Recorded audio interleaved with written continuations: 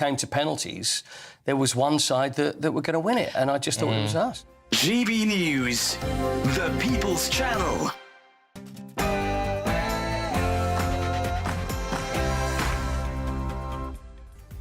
Very, very good afternoon to you and a happy Monday. It's 3 p.m. and welcome to the Martin Daubney Show here on GB News. We're broadcasting for you live from the heart of Westminster and all across the UK. On today's show, very shortly, the US President Donald Trump will be making a speech from the White House, cracking down on crime and homelessness in the capital. He says, "I'm going to make Washington beautiful again." We'll bring you this as and when it happens. Back in Blighty, meanwhile, foreign criminals are facing a tough new Deport Now appeal later scheme, with foreign cons having their appeals heard via video link in their home country. But with many foreign jails not even having internet access, surely British human rights lawyers will be doing all they can to derail Labour's latest crackdown. And the Education Secretary has claimed it's a national disgrace that so many white working-class pupils have been left behind in Britain. It's been this way for over 25 years, and it's the threat of Reform UK suddenly making the Labour Party care about the white working classes. Can you read the number plate of that vehicle in front of us, please, the Mazda? KC05ZMS. Drivers aged over 70, he wasn't, could be banned from the roads if they fail compulsory eye tests under a radical new shake-up of driving laws. A common sense victory for safety, or a draconian clampdown on elderly drivers, those who most depend upon their cars. And that's all coming up in your next hour.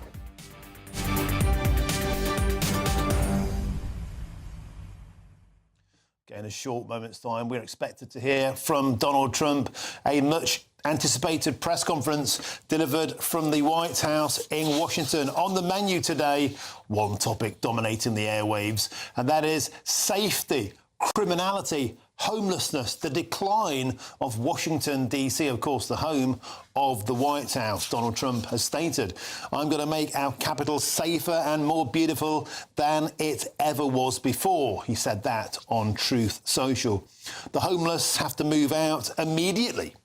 We will give you places to stay, but far from the capital. Now, homelessness tented cities, the affiliated relaxation of drug access and vagrancy laws have blighted many, many American cities. If you go to San Francisco or California now, or parts of the entire country, it can feel like an open-air homeless ghetto. Look at Portland, Oregon. It's being viewed by many as an experiment, a disaster in being liberal on drug use, liberal on clamping down on homelessness, liberal on the law and order situation in our inner cities. Donald Trump expected on that podium at the White House in a short while to very much get on a front foot and tackle this head on, moving the homeless out of the American capital, outside, out of sight, out of mind, you say. Critics, of course, calling this social cleansing, brushing the issue under the carpet. But Donald has been clear, with homelessness and vagrancy also affiliated is criminality. The drug dealers move in. If you liberalise drug usage, then it's not only legal drugs these people take, the drug dealers move in to prey. Adding, Donald Trump said, the criminals, you don't have to move out. We're going to put you in jail where you belong. It's all going to happen very fast, just like the border. We went from millions pouring in to zero in the last few months. This will be easier. Be prepared. There will be no Mr. Nice Guy. We want our capital back. Thank you for your attention to this matter. That was the blast that social media went out from Donald Trump on Truth Social. We're expected in a short while to hear the real deal. I'm joined now in the studio, Hoving interview like a vision from his holiday. The chopper has landed. Chris Hope back in the studio. It's an absolute pleasure to see you back in the studio, my friend. Pleasure to see you. Great to have you back. Here you go, back in the deep end. Donald Trump, hugely anticipated press conference, saying the blight of homelessness will end in Washington, D.C.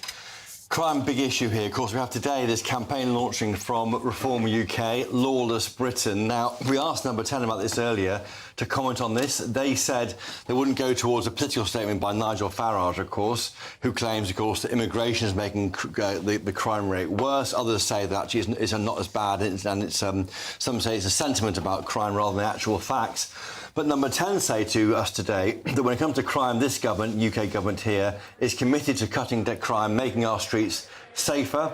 Ministers are making progress to put 13,000 police and support officers on the streets, they say, recognising the concerns and the rise of these very visible crimes on our high streets. They say how they're removing, for example, the £200 threshold of low-value shoplifting. But this issue of crime, this issue, I think, of people feeling safe on the streets, even though in some areas crime has fallen, is a political issue and is being weaponised by Reform UK this summer.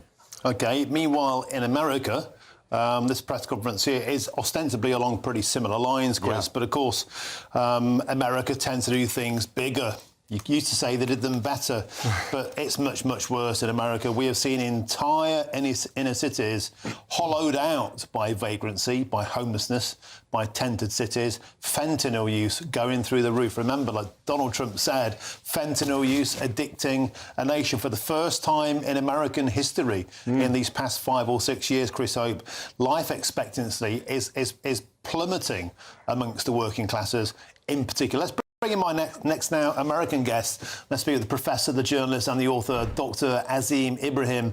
Dr. Ibrahim, always a pleasure to have your company. Donald Trump just saying the quiet part out loud. A lot of people in America have simply had enough of high visibility homelessness and addiction on the streets. Is aiming to make DC beautiful again.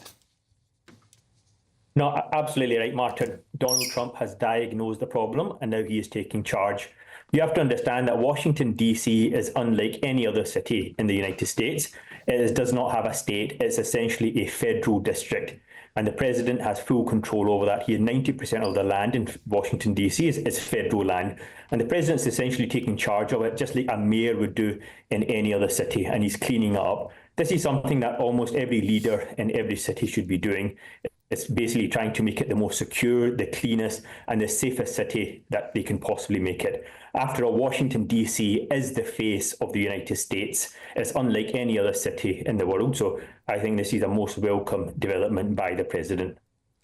But of course, Azim, it's Donald Trump. He's been criticised, obviously. He's deploying the National Guard, he says, to reclaim the streets, and his political critics are saying this is declaring war on your own people. It's social cleansing. It's not the kind of thing that we should be doing in America. Well, let's hope that the homeless people, and even around in Washington, you see lots of homeless cities, just like we have in London and elsewhere. Let's just hope that, those people, once they're moved out of their place, they get the treatment and the support that's necessary. We've got a very similar situation in London as well. Homelessness is on the rise, crime is on the rise, lawlessness is on the rise, phone theft, etc. And the president is essentially using the powers under his control, which has the full authority to do so, to tackle these issues. And I'm certain we'd like to see the same thing happen in London as well. For far too long in the UK, we have neglected our own homeless people at the expense of giving accommodation and resources to people that have just arrived, most of them illegally, into the country. So I think this is a balance that we also need to look at in the United Kingdom. I think you're exactly right on that point. And Azim, we've seen so many American cities seemingly hollowed out by addiction and homelessness ghettos. There seems to be a link between the more Democrat the city, the more exacerbated the issue has become. We've seen places like Portland in Oregon. Remember, Portland was all the crucible of the Black Lives Matter, mostly peaceful. Those protests were. And of course, we have huge problems there with making it much easier to get hold of drugs legally. And what happens is that the illegal drug dealers move in to take advantage of those addicts that the Liberals have decided to welcome to their cities, creating huge problems. And we see a big misstep between the policymakers and those living their everyday lives, going about their business in inner cities, which are coming increasingly looking like they're from the third world. Absolutely, and this is why people are put off politics and politicians in general. Simply, they are not delivering for the basic needs of the people. And once again, Donald Trump seems to be taking the lead. He took the lead on immigration and stopping the illegal migration coming into his country, using some very unorthodox methods sometimes, but has been extremely effective. And maybe once again, he can lead the way here for other cities to see, not just in the US, but elsewhere. You know, why, particularly in places like London, where we see a lot of these problems being replicated, very similar in terms of rising crime, rising lawlessness just across the board. And I think that this is a most welcome development. Dr. Ibrahim, I'm looking at the UK and US connection here, and you've got Donald Trump here saying he wants homeless people to move out of Washington, D.C. We're seeing similar, aren't we, language from politicians here. We saw Chris Philp recently going to a homeless encampment on Park Lane in Mayfair, central London. But Democrats say there isn't a crime spike at all in Washington, D.C., and people are blaming the homeless wrongly. Do you see a read across between what Trump's up to and what the kind of right in politics here is trying to do as well? Yeah, so Washington, D.C., just like London, you know, if you speak to any of the experts, they will tell you that crime is down, and that may be the case in terms of major crime like murder, but the fact is lawlessness is up. Everybody can see this. This is the lived experience of everybody's actually there, you know, in terms of phone snatching, in terms of graffiti, in terms of muggings, in terms of homelessness. Everything is up. And so this is a complete disparity between what people experience and what politicians tell them. And this is why people are put off by politicians just simply not even acknowledging the problems that exist, let alone tackle them. And so this is not surprising at all that the politicians will obfuscate, they'll try to confuse you with statistics and numbers because they don't want to tackle the problem. And in many cases, they can't tackle the problem because they just don't have any of the ideas. So maybe Donald Trump here can lead the way and show how it can be done. I certainly hope that the homeless people here, you know, they moved out, they get the help and the resources and the support necessary, which is exactly the kind of thing we should be doing in the UK as well. And also, Dr. Ibrahim, this is not just about crime. Donald Trump says here it's not only about involving ending the crime, murder and the death in our nation's capital, but it's also about the cleanliness and the general physical renovation and condition of our once beautiful and well-maintained capital. And you know what, Dr. Ibrahim, this raises a solid point. A lot of people in Britain say they hanker after that broken windows policy we saw work so well in New York. If you start with the graffiti, if you start with cleaning up the general garbage and the general lack of care that people take in their environment, then it stands to reason, perhaps the reckoning goes, that the bigger crimes will also sort themselves out. And that's what this is about. It's about a general raising of standards to force the bad guys out of town. Yeah. Yeah, absolutely. And this is the kind of attitude you should have. It should be a zero tolerance to all sorts of, even the smallest and petty crime. Like everybody knows, particularly in the UK, that many of the crimes are essentially become tolerated. You know, shoplifting is now tolerated, fly tipping is tolerated, some graffiti is tolerated. Phone snatching is essentially now tolerated. How many people do you know and have you read about that have had their phone snatched and they went to the police, told them about it, and the police essentially did nothing? So it's essentially become non-crimes. And this is where lawlessness actually begins. And this is where people are extremely frustrated. It really does have to be a zero tolerance, even to the most petty of crimes. And that is the only way that you fix society at large. And I think we can bring some pictures now, Dr. Ibrahim. There are some protesters outside the White House, as you'd expect. A sizable amount. They're talking about the Epstein files there. Of course, this is a backdrop to the president that simply will not go away. Of course, he's subpoenaed the Clintons to try and force them to give evidence later in the year, I believe in October, Dr. Ibrahim. But it seems at the moment that no matter what Donald Trump puts out there in terms of messaging, the Epstein story won't go away. Yeah, people will protest Donald Trump no matter what. They just don't like him. They just don't like what he stands for, and they don't like that he's breaking the mold of traditional politics. And so no matter what he does, he is not an establishment figure. He was not a traditional politician.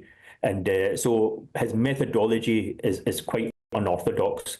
And so people will protest him, and irrespective of what he does, you know, he could bring peace to the world and the people still protest in terms of why he's interfering in other conflicts and so on.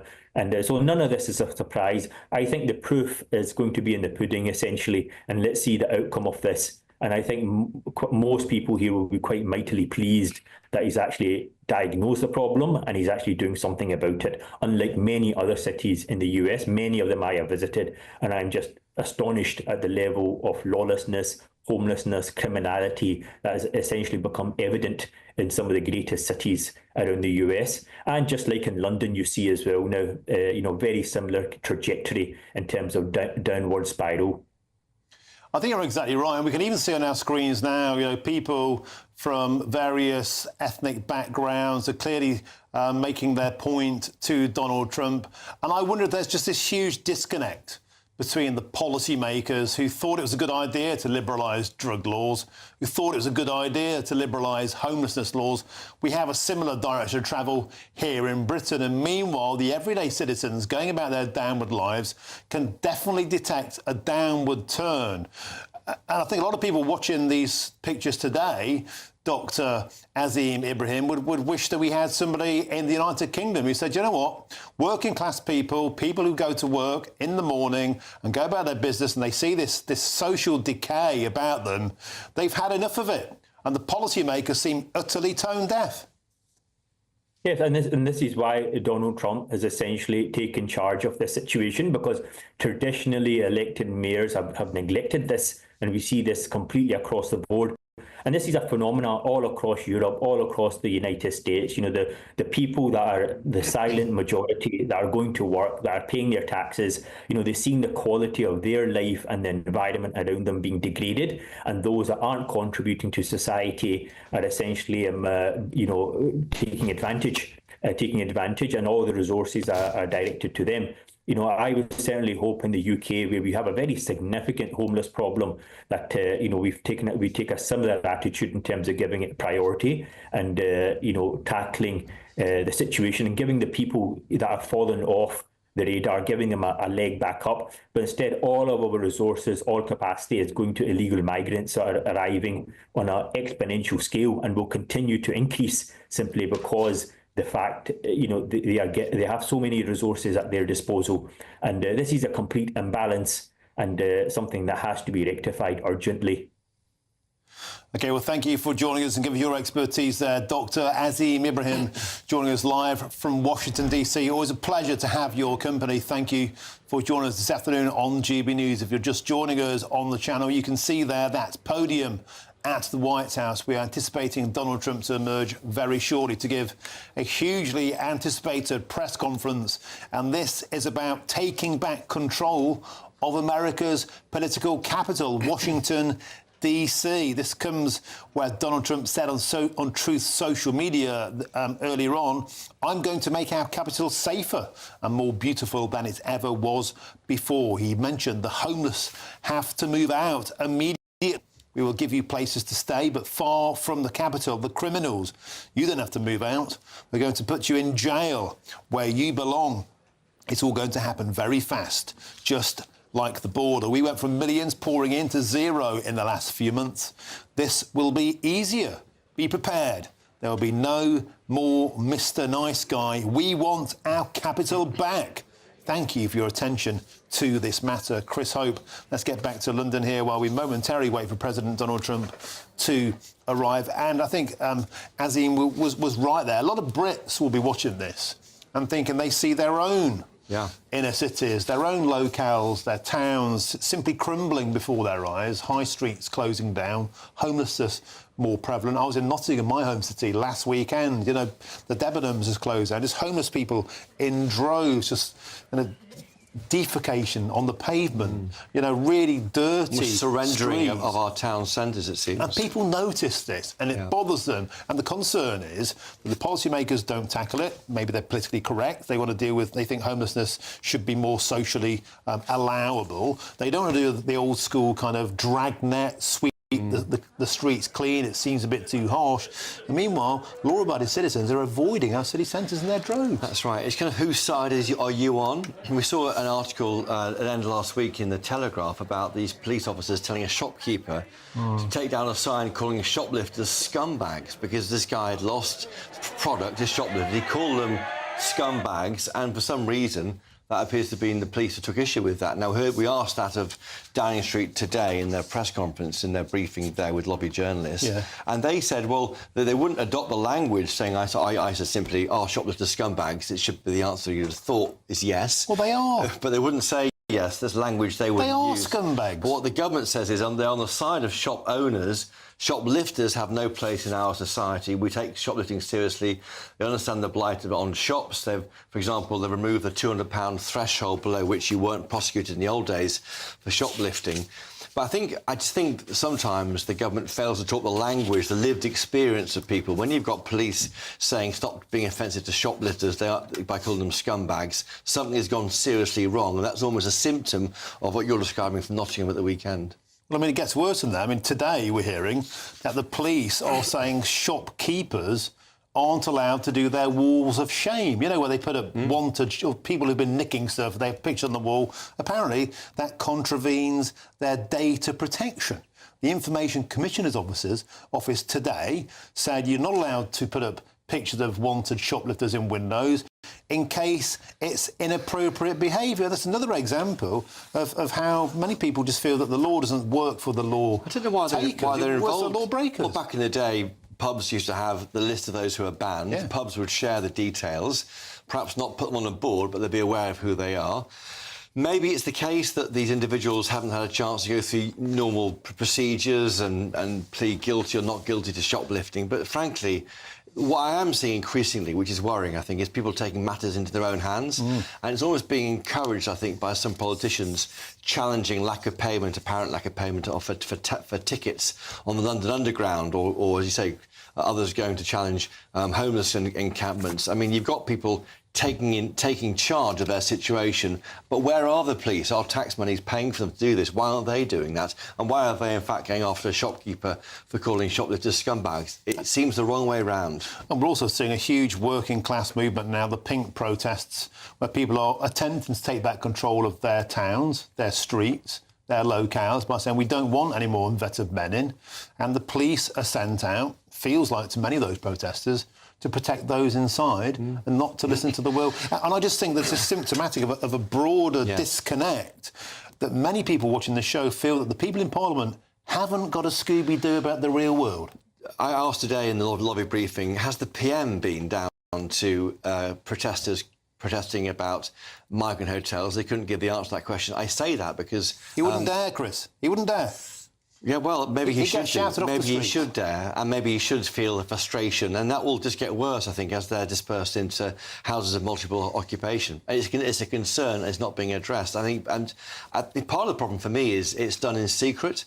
So the Home Office, by policy, and the police don't say when they're taking over a hotel to put migrants, mainly young men of a certain age, in there. They just let it happen, and because you're not being told what's going on, people respond and go and campaign and start to protest, as you might do, because you feel as though the authorities haven't got your back. And another thing about, don't worry, we'll end asylum hotels. By the way, we revealed on GBNews that the figures have gone up in asylum hotels since the Labour Party came into power. The numbers of people, not the number of hotels, the numbers of people gone up. On the actual fact of that, they have gone up since Labour came in, but they say today that since the Christmas, so since December, they're down by 6,000 people, 15%. But you're absolutely right. And where are they going? I'll tell you where they're going. We were in Sunderland the other week, last Friday, talking to ordinary, GBNews broadcasting, viewers. Martin. Thank you. Well, it's the public who are the stars of that show.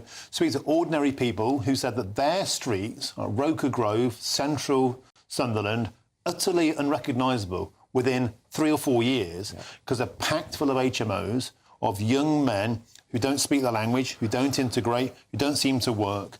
and one of them ran a cannabis factory in the house, set fire to the roof, you know, and when they complain, people are told not to provoke the situation. And what I'm saying to you is they can massage the numbers all they like about getting them people out of hotels. They're sticking them elsewhere. They're not stopping them coming in. They're shifting them elsewhere. And this is the point. It's like all of these things that Donald Trump's doing in America today, shoplifters, you know, have human rights, you know, it's the disconnect between the political class and the public. Chris, I don't ever think I've seen the void this big. Have you?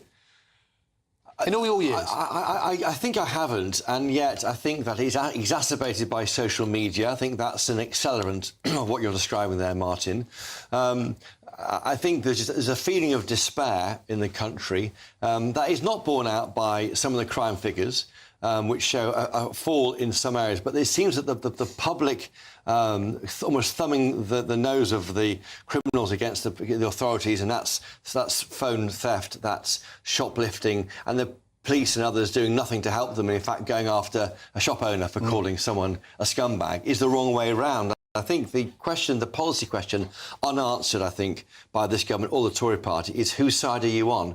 Are you on the side of the criminals, those who are doing the offending, or on the victim side? And I think that's where there's an apparent breakdown. And I think many people draw the conclusion from the daily news that they're not on the side of the public. Well, they don't seem to be.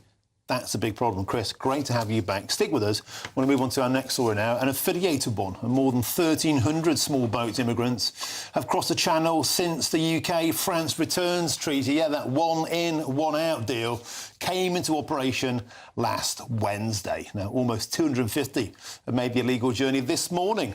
This morning alone, 250 reaching UK waters and being brought to Dover and Ramsgate harbours. Well, here we go again. It's Groundhog Day. Let's have a conversation with our GBNews Homeland Security editor, Mark White. Mark White, one in, one out. Well, I'll tell you what, my old friend, 1,300 in. I warrant we haven't seen a fraction of that lot go back. No, and say 50 do go back, and it's a tiny, tiny proportion of those who've come over.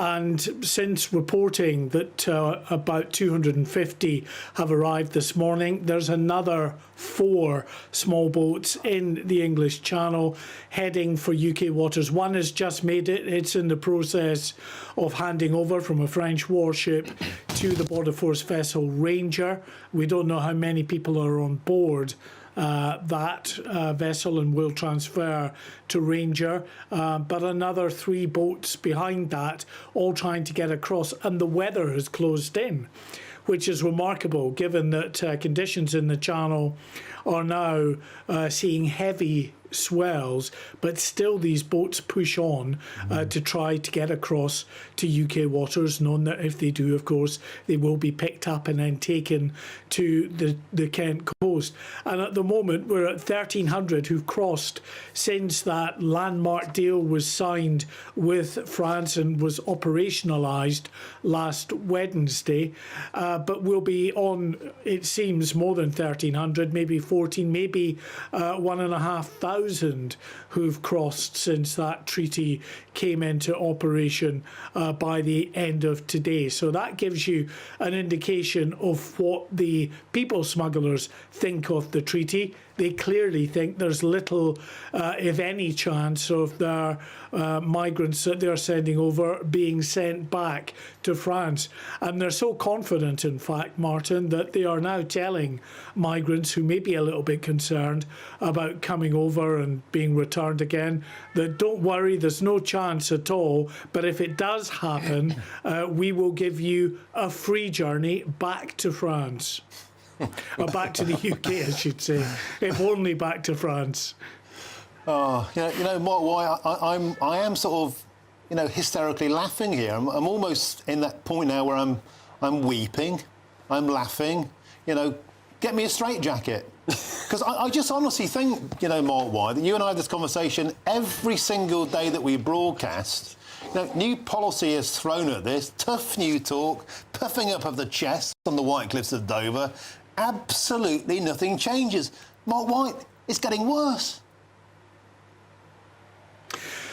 Well, it certainly is getting worse. Demonstrably, it's getting worse because we're in record territory. We're about 10,000 ahead of where we were at this point last year. So that just shows you how significant the numbers are that are crossing the English Channel. And as I see it, what we have are a myriad of different policies, but they're all sort of small piecemeal little bits of legislation and treaties signed with one country or another. The returns deal with France that isn't really a returns deal of any note. It is 50 a week.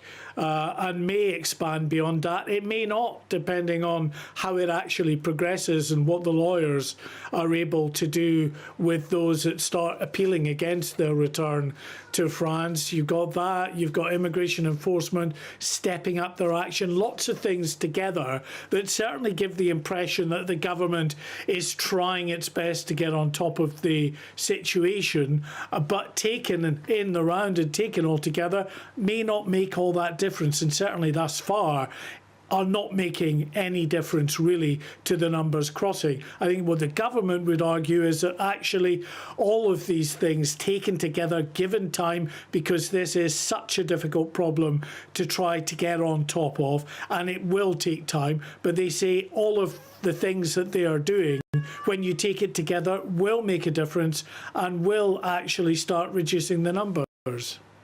Mark Wise, I can hear some meowing in the background. Is that your cat or is that you? I feel like I might start meowing myself. I feel like I'm losing my mind. Like, you know, that's where we're at. That's the Home and Security cat. Well, maybe they've got more. Come here. Let me show you. They might have more common sense than the Home and Security cat. Well, if I were you, Mark, if I were you, I'd get that moggy just in the first taxi to Downing Street. They might have more chance of solving this than all the ministers in the world. And a serious point today, we've lost track of 150,000 immigrants who came in on social care visas.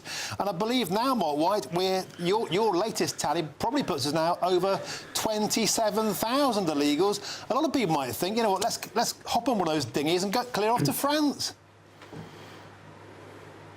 Yeah, I mean, this is, absolutely absurd, and it really shows the shocking nature of the sort of accountability of the Home Office and the way that they keep track on those coming in and out of the country. Well, clearly they just don't take any kind of note of those leaving the country because they don't know how many of the 150,000 that entered the country supposedly to work in social care have actually then left the country afterwards, or whether they're still here, maybe working in a completely different sector, in fact probably working in a completely different sector than they managed to get a visa to come across over, because they're not stupid. People that want to come here and game the system know that the best way to do that is to say, oh, I'll work in social care, you get your visa, you come over and you go off to another sector, maybe actually involved in illegal work, and where you're not even paying taxes and raking it in.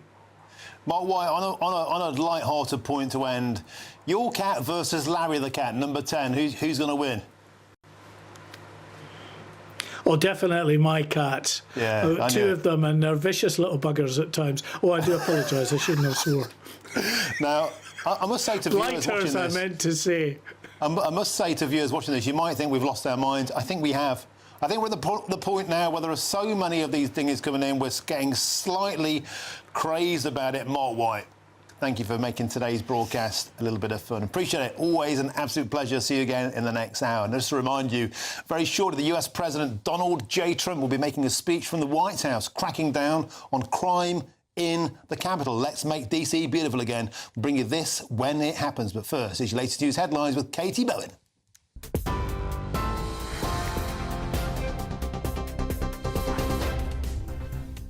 Good afternoon. The headlines at 3:33. The government is ramping up deportations, adding 15 new countries to its Deport Now, Appeal Later scheme. Home Secretary Yvette Cooper says it's time to stop criminals from exploiting our immigration system. But the Conservatives claim Labour aren't serious about deporting foreign criminals. US President Donald Trump has said homeless people must move out of Washington, D.C. as he vowed to tackle crime and make the city safer and more beautiful than it ever was before. He's set to deliver a speech from the White House shortly. Protesters have gathered outside. Sir Keir Starmer is gravely concerned about the repeated targeting of journalists in Gaza after 5 reporters were killed in an Israeli airstrike. The IDF accuses Anas al-Sharif of leading a Hamas terror cell, saying intelligence shows he was posing as a journalist. The Health Secretary is promising jobs for all newly qualified nurses and midwives under a graduate guarantee. Wes Streeting says it will support the NHS recovering and help tackle the staffing crisis. And drivers over 70 could face bans if they fail eye tests. A government source says it's about saving lives. Tightened drink driving laws are also on the table in a major safety shake-up. Those are the headlines for now. More news at the top of the hour. Take the GB News family with you on any device. As long as you have an internet connection, tune into GB News anywhere on the planet or beyond.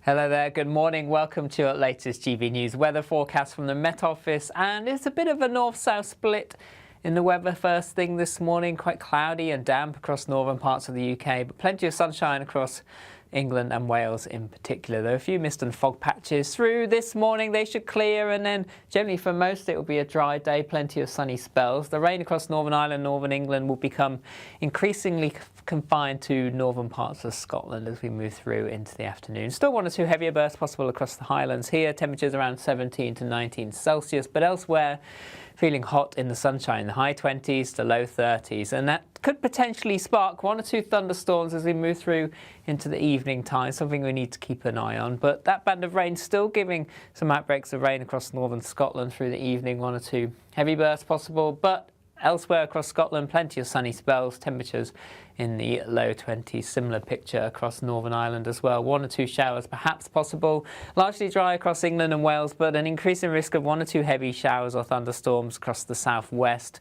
Just stay tuned to the forecast. There could be some localised disruption from this, but most places will stay dry. They will push slowly northwards as we go through the evening and overnight. Again, most places dry, but don't be surprised if you just get woken up by the odd rumble of thunder across parts of England and Wales into perhaps Northern Ireland too. Generally dry across Scotland, but further rain across Orkney and Shetland. And temperatures for most in double figures. A muggy start to Tuesday morning, but a bright start, plenty of sunny spells, any overnight showers starting to fade away, and then it should be another lovely day, plenty of hot sunshine. But again, into the afternoon, 1 or 2 thunderstorms are possible. Most places missing these, lots of dry weather to come, lots of sunshine, and temperatures most likely peaking around central southeastern parts at 33 degrees.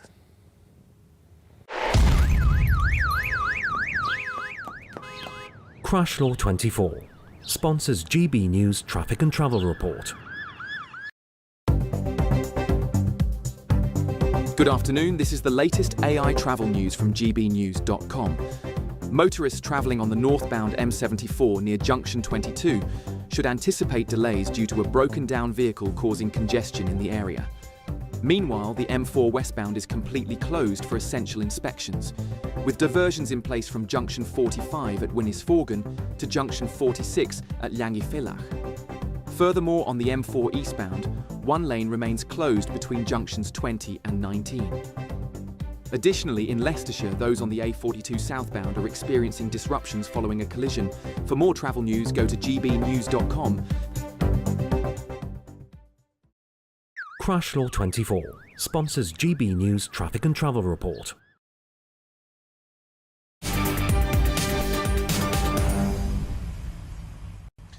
Welcome back. Time is 3:37. You're with me, Martin Daubney, here on GB News. Now, very shortly, the US President Donald Trump will be making a speech from the White House. You can see now his staff are out in force. That's usually the sign that Donald J. Trump is imminent in his arrival. This speech is anticipated to be about cracking down on crime, on vagrancy, on homelessness, on drugs, on murder in Washington, D.C., of course, the capital of US politics and where Donald Trump is stationed. The White House just the streets outside. Donald Trump saying on Truth Social, I'm going to make our capital safer and more beautiful than it ever was before. The homeless have to move out immediately. Here is Donald Trump now. Let's go straight to the White House.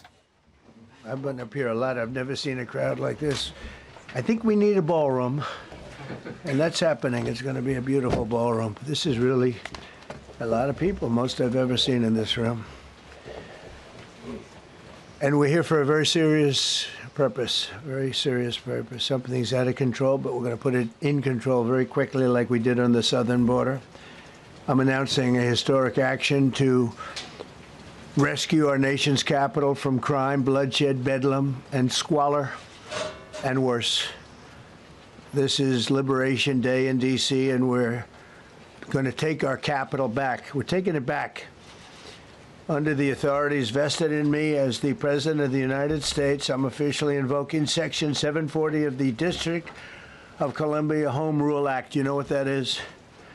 And placing the D.C. Metropolitan Police Department under direct federal control, and you'll be meeting the people that will be directly involved with that. Very good people, but they're tough, and they know what's happening, and they've done it before. In addition, I'm deploying the National Guard to help reestablish law, order, and public safety in Washington, D.C., and they're going to be allowed to do their job properly. And you people are victims of it, too. You know, you're reporters, and I understand a lot of you tend to be on the liberal side, but you don't want to get mugged and raped and shot and killed. And you all know people and friends of yours that happened. And so you can be anything you want, but you want to have safety in the streets. You want to be able to leave your apartment or your house where you live and feel safe and go into a store to buy a newspaper or buy something. And you don't have that now. The murder rate in Washington today is higher than that of Bogota, Colombia, Mexico City, some of the places that you hear about as being the worst places on earth, much higher. This is much higher. The number of car thefts has doubled over the past 5 years, and the number of carjackings has more than tripled.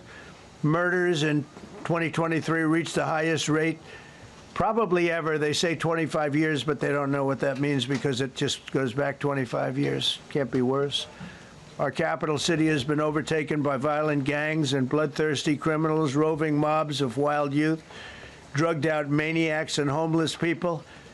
And we're not going to let it happen anymore. We're not going to take it.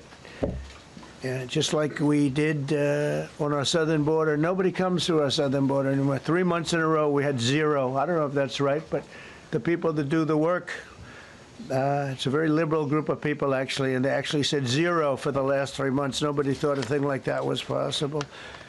And, you know, when you take a look at numbers, I just saw some charts. These are different cities throughout the world. Red is, okay, the red is a place called Washington, D.C. Look at these. Baghdad we doubled up on Baghdad. Panama City, Brasilia, San Jose, Costa Rica, Bogota, Colombia, heavy drugs. Mexico City, I mentioned, Lima, Peru, all double and triple what they are. So do you want to live in places like that? I don't think so. I don't think so. And I think the people in this room, if you wrote correctly, you'd see, look at the kind of numbers we have. D.C., 41 per 100,000, number one that we can find anywhere in the world. Other cities are pretty bad, but they're not as bad as that. Is that where you want to live?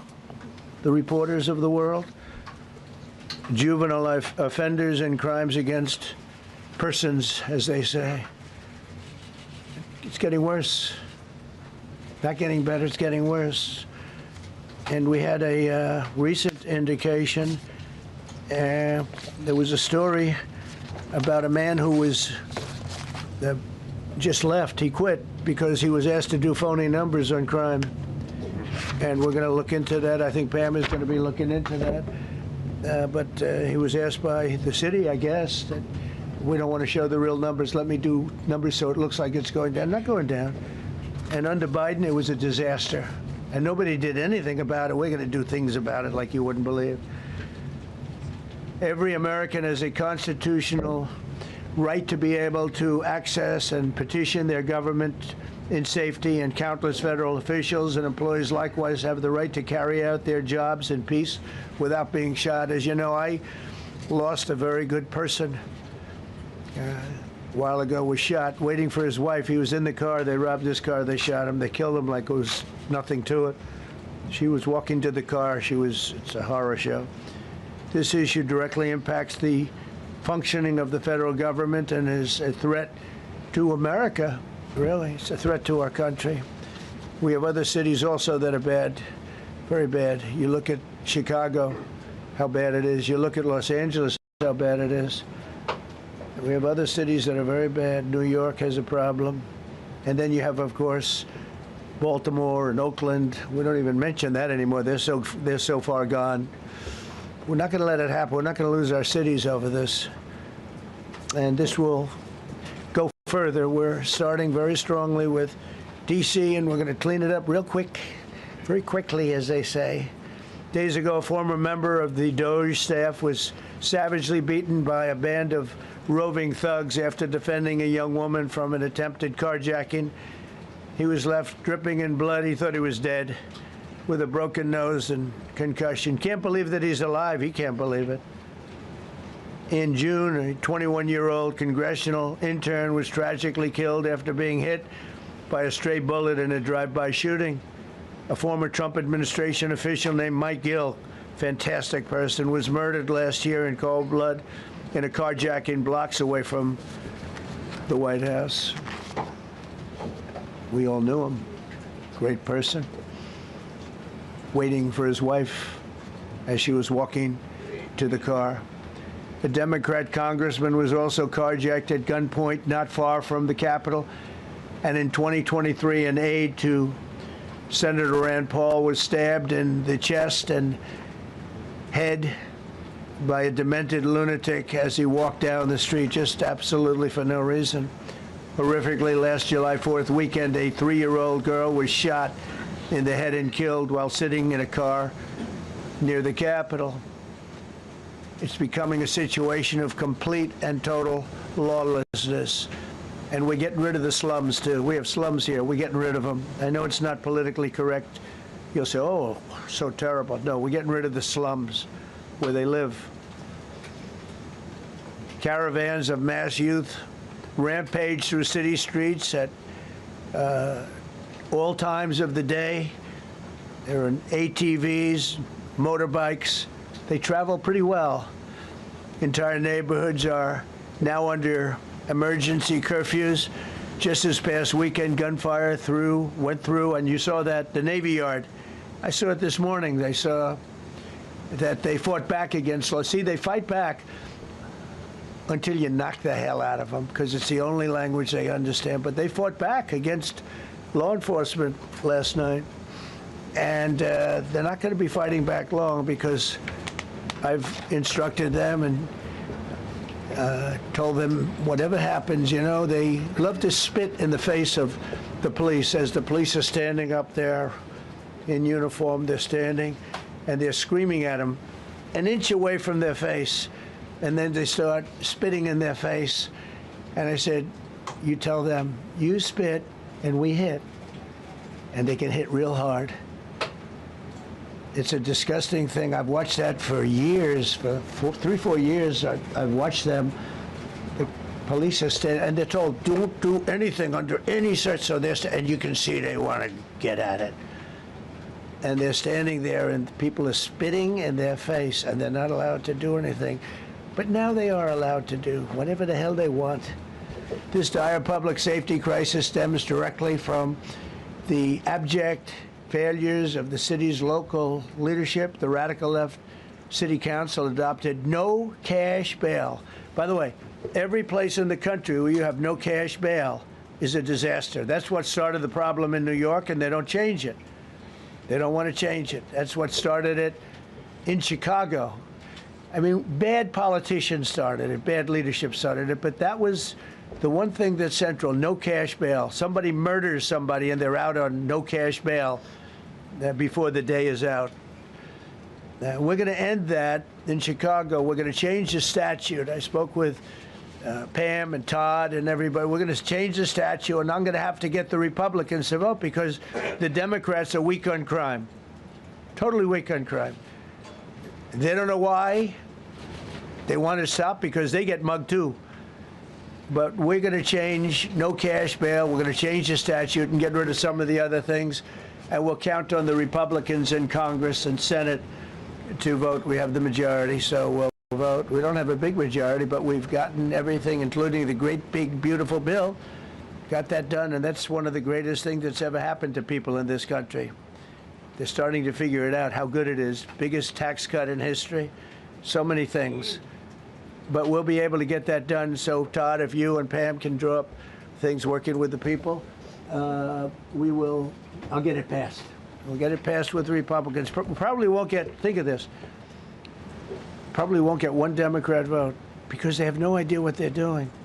That's why they want men playing in women's sports. That's why they want transgender for everybody transgender.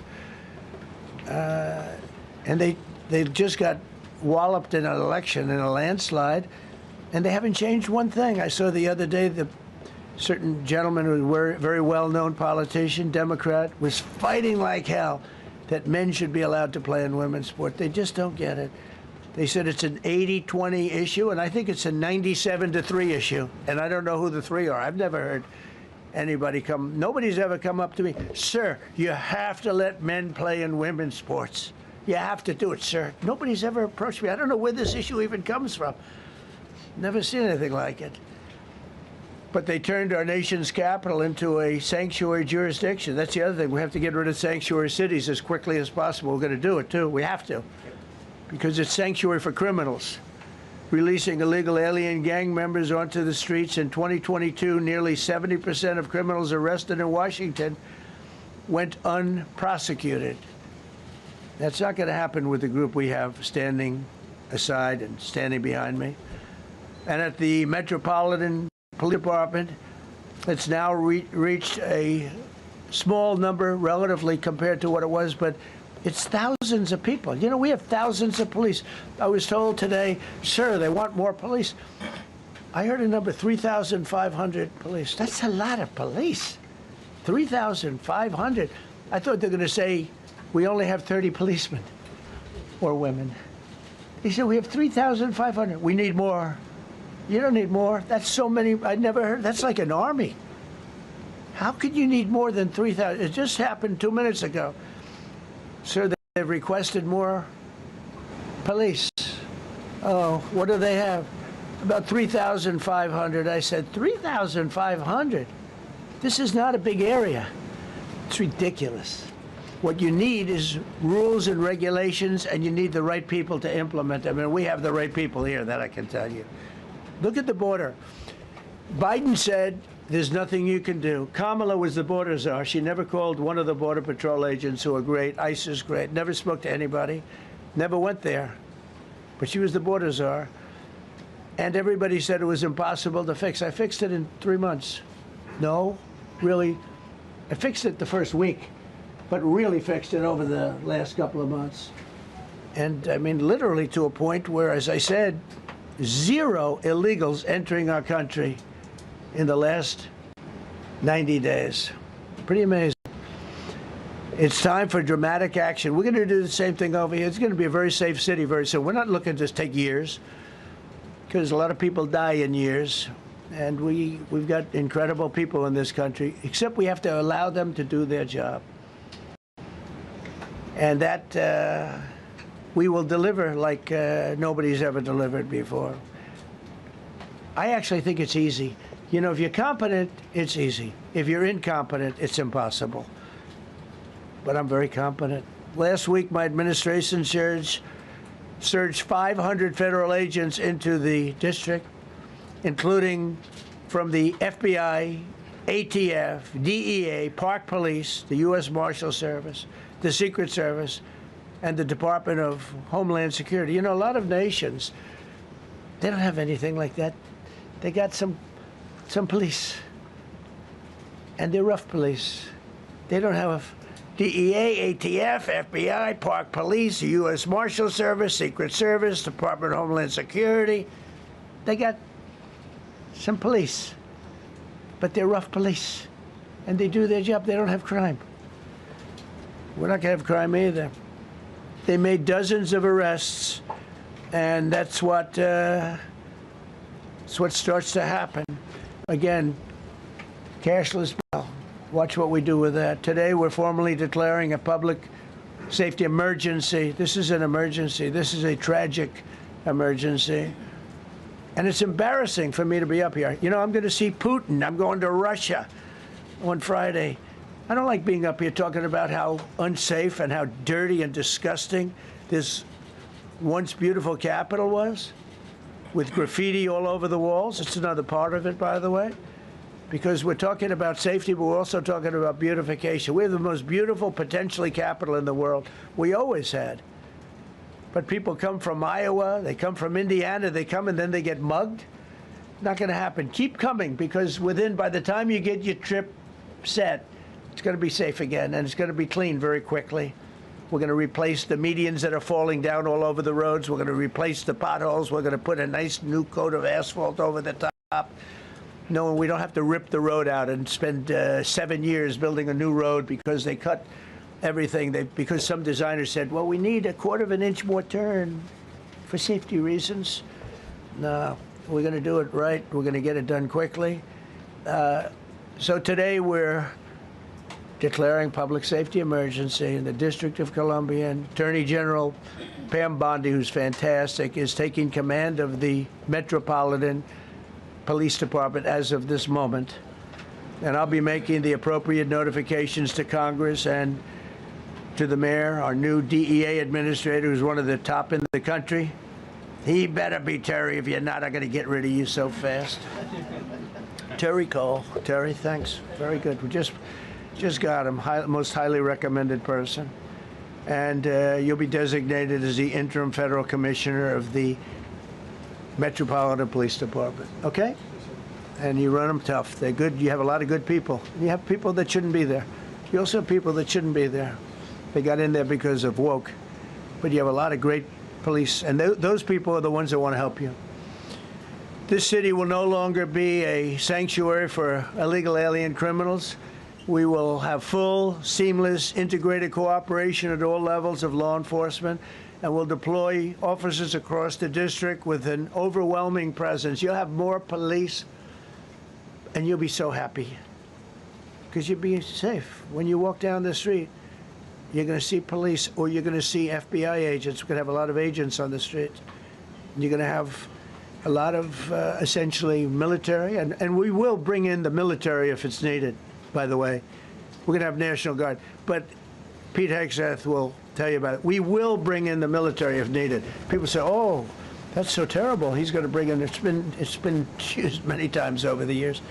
I don't think we'll need it. I think we've got so many great people, including the people that are in the police department with proper leadership.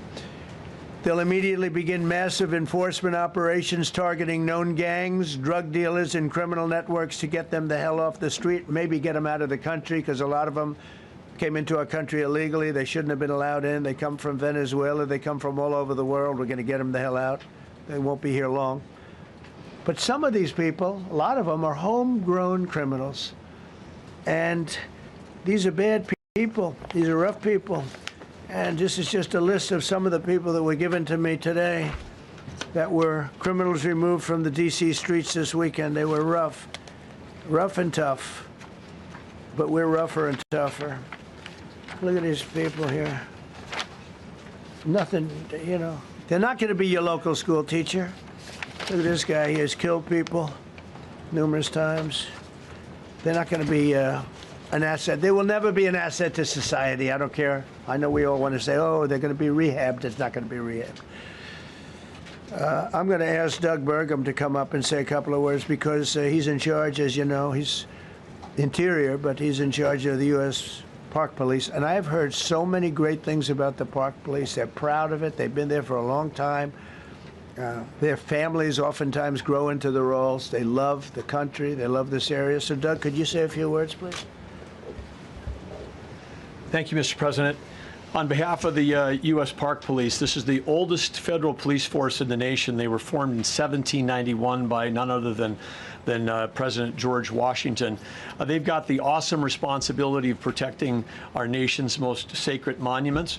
The National Mall, Washington Monument, Jefferson Memorial, Lincoln Memorial, Statue of Liberty, and out west, the Presidio and the Golden Gate area. These folks have tens of millions of visitors a year, the kind of people that President Trump's talking about that come from around the country and around the world to see our sacred and learn about our history and our sacred monuments. They've been doing a fantastic job, but they are so pleased, the rank and file, that President Trump is now allowing them to enforce the law. As those of you that live in the city may know, that the circles and the triangle parks that are spread throughout D.C. are actually federal park property. So the U.S. Park Police also have responsibility for that. These became littered with homeless camps under the Biden administration. All of you saw that. Since President Trump's executive order on March 27th, making D.C. safe and beautiful again, the U.S. Park Police have removed over 70 homeless camps. And President Trump also talked about beautification. They're stopping and enforcing the laws against graffiti on our monuments. They've removed over 80 specific attacks against our history with graffiti on our monuments. So they continue to do a great job, whether it's in their vehicles, on foot, or on the mounted police that you see around the National Mall. And President Trump, they thank you. The rank and file is so happy to be enforcing the law again. Thank you for your leadership, and they're excited about the announcement you're making today. Thank you. Very good. Great job you're doing. Thank you very much. Pete, could you say something about the military, if you would? Well, Mr. President, it's an honor to be here. And at your direction this morning, we've mobilized the D.C. National Guard. It'll be operationalized by the Secretary of the Army, Dan Driscoll, through the D.C. Guard. You will see them flowing into the streets of Washington in the coming week. At your direction as well, sir, there are other units we are prepared to bring in. Other National Guard units, other specialized units. They will be strong, they will be tough, and they will stand with their law enforcement partners. This is nothing new for DOD. As the President noted, at the border, we've got 10,000 troops down there who've been operating in defense cooperation areas, defense zones, where there's zero illegal crossings because of troops on strikers scanning the border. We've been protecting other people's borders for 20 years.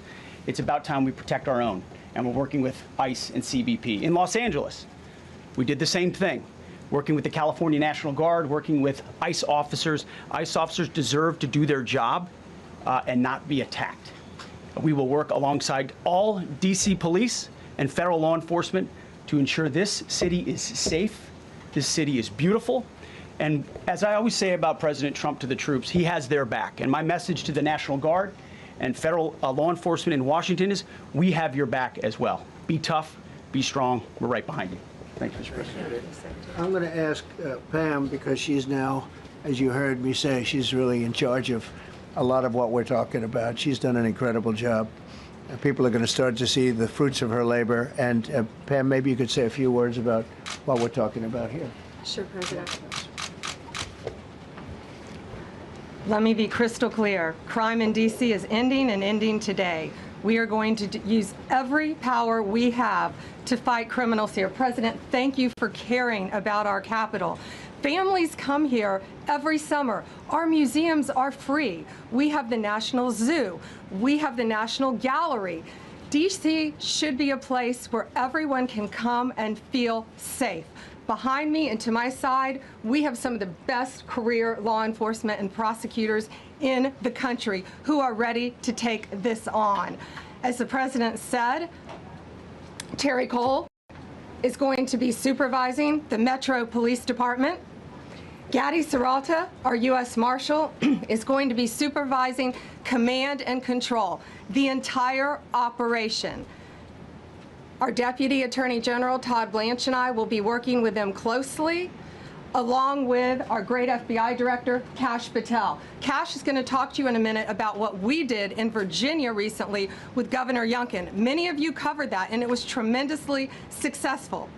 Not only that, our secret weapon here in D.C. is U.S. Attorney Jeanine Pirro, one of the toughest prosecutors and a former judge, and she is going to be talking about juvenile crime, how it's out of control here, and what she's going to do to fight back. No more crime rampant in our beautiful capital. No more teenage girls beating a disabled man to death.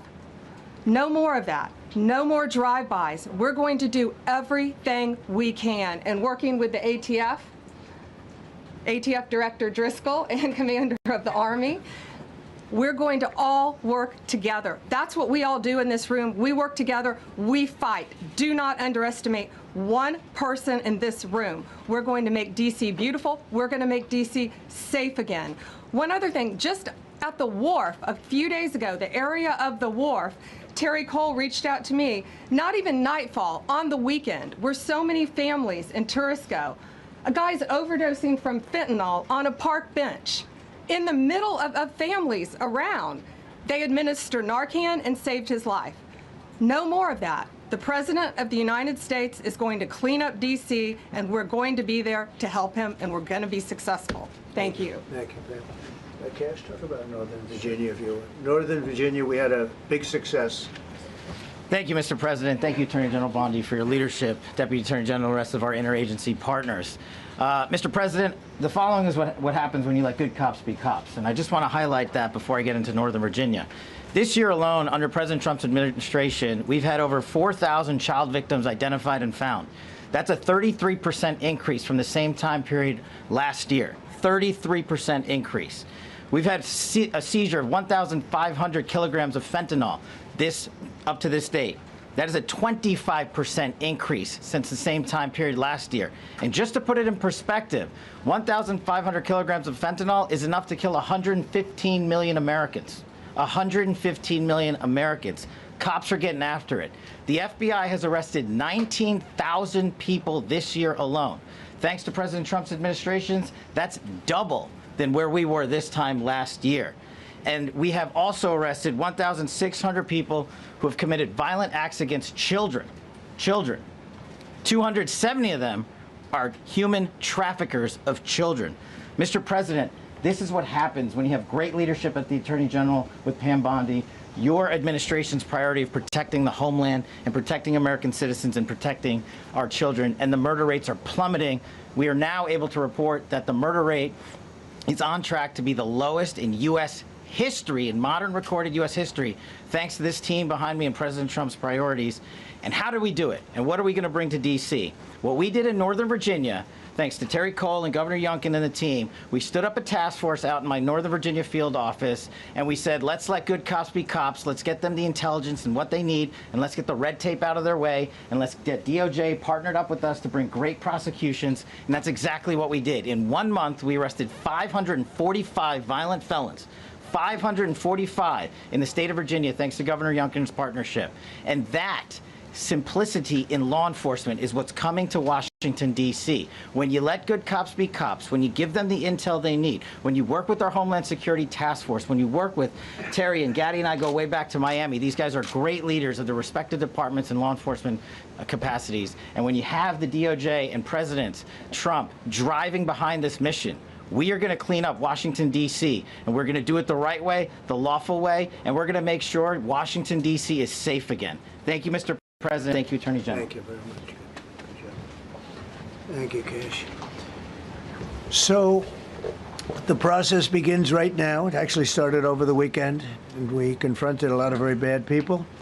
But it's going to be something that will be pretty amazing to you as you watch it. And I think most of you say it's a beautiful thing to do it right. We're going to be removing homeless encampments from all over our parks, our beautiful, beautiful parks, which now a lot of people can't walk on. They're very dirty, we got a lot of problems. But we've already started that. We're moving the encampments away, trying to take care of people. Some of those people We don't know how they even got there. Some of those people are from different countries, different parts of the world. Nobody knows who they are. They have no idea, but they're there. We're getting rid of the people from underpasses and public spaces from all over the city. There are many places that they can go, and we're going to help them as much as you can help. But they'll not be allowed to turn our capital into a wasteland for the world to see. The Metropolitan Police Department and the federal authorities will be supported in the effort, a really big effort, the 800 D.C. National Guardsmen that we'll put on, and much more if necessary, much more. You remember I said, I offered 10,000 once. Remember I said to a certain person, who I thought always was highly overrated, not very competent, but I said, if you need them, we'll give you 10,000 of the military or the National Guard. They turned me down. But if necessary, we're going to move service members directly to joining the Guardsmen, and that'll take place very rapidly, and that'll be done in conjunction with Pam and with Pete and everybody else. Washington, D.C. should be one of the safest, cleanest, and most beautiful cities anywhere in the world, and we're going to make it that. We're going to make it safe. We're going to make it smart. We're going to make it beautiful, so beautiful. Some of the buildings, we're going to add to it. You see what we've done at the White House. White House is a whole different building. I do that in my part-time because it's a natural instinct as a real estate person. I was very good at that, and I was very good at fixing things up. I like fixing things up. You see what's happening. The marble floors are being reinstalled, renovated, fixed. The whole place is becoming very beautiful. We're going to be adding a magnificent ballroom, most beautiful ballroom, I think, anywhere. We need it.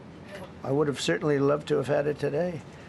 I think we would have filled it up. A lot of you are standing outside, can't get in this room. I have never seen the room like this, which tells me that you want to talk about, I mean, this was a D.C. news conference. It tells me that you want to talk about crime in D.C. and beautification of D.C., but I'm going to put that's easy. And I think, frankly, fixing the crime with the pros, fixing the crime is easy, too. A person who I've known for a long time, and she's been incredible. She was a fantastic, one of the best ever district attorneys in New York. She was in Westchester, and she became a judge, very successful judge. And then she went into show business because she was such a good DA and such a good judge, tough judge, but fair, always fair. Nobody ever complained about that, but she was tough. And because of that and her reputation, she went into showbiz. So a lot of people don't, they think of Janine as showbiz. Actually, showbiz was not her thing. And she did great. She was on, along with a couple of other of my friends, on the #1 show.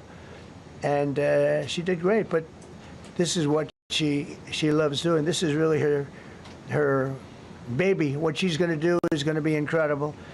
And I'd like to speak for just a few seconds on what she has in mind, what she wants to do. We're going to be appointing some judges. We have some open spots, and we're going to take people because the judges are letting killers out. They just say, go, that's okay, don't worry about it. So we're putting some, Pam recommended, Todd recommended, some judges that are great. Janine recommended. Janine's given me 3 great candidates already. We have about 10 open spots, and we can probably create some more. We need them. Janine, would you say a few words, please? Thank you very much, Mr. President, and thank you, Madam Attorney General, and to all my partners here. We all want the same thing. We all want a safe city. We want a safe capital. We want to be able to bring our families here. We want to be able to come and enjoy the history that makes this place great. And unfortunately, we are not in that position right now. And Mr. President, I want to thank you for taking the step that we need right now to make criminals understand that they are not going to get away with it anymore. And I'm not going to stand here and go over and over the cases. But what I can tell you is this. I see too much violent crime being committed by young punks who think that they can get together in gangs and crews and beat the hell out of you or anyone else. They don't care where they are. They can be in DuPont Circle, but they know that we can't touch them. Why? Because the laws are weak. I can't touch you if you're 14, 15, 16, 17 years old and you have a gun. I convict someone of shooting another person with an illegal gun on a public bus in the chest, intent to kill. I convict him, and you know what the judge gives him? Probation. Says you should go to college. We need to go after the D.C. Council and their absurd laws. We need to get rid of this concept of, no cash bail. We need to recognize that the people who matter are the law-abiding citizens, and it starts today. But it's not going to end today, because the president is going to do everything we need to do to make sure that these emboldened criminals understand we see you, we're watching you, and we're going to change the law to catch you. And my final note is this. These kids understand that the jurisdiction is through the State Attorney General, Brian Schwab. I did a poster of the young man from Doge who was beaten bloody with a severe concussion, a broken nose. And then I did a poster of what happens to those kids, because I can't arrest them, I can't prosecute them. They go to family court, and they get to do yoga and arts and crafts. Enough. It changes today. Thank you, Mr. President. Thank you, Jim. You're welcome. Great job. Thank you. If I could, I just signed some executive orders. I'd like to have Will please come up, and we'll let the people know what we signed. Do you want to put them down? Yes, sir. Go ahead. A short while ago in the Oval Office, President Trump signed 2 crucial executive actions to deal with the emergency crime conditions we currently face in the District of Columbia.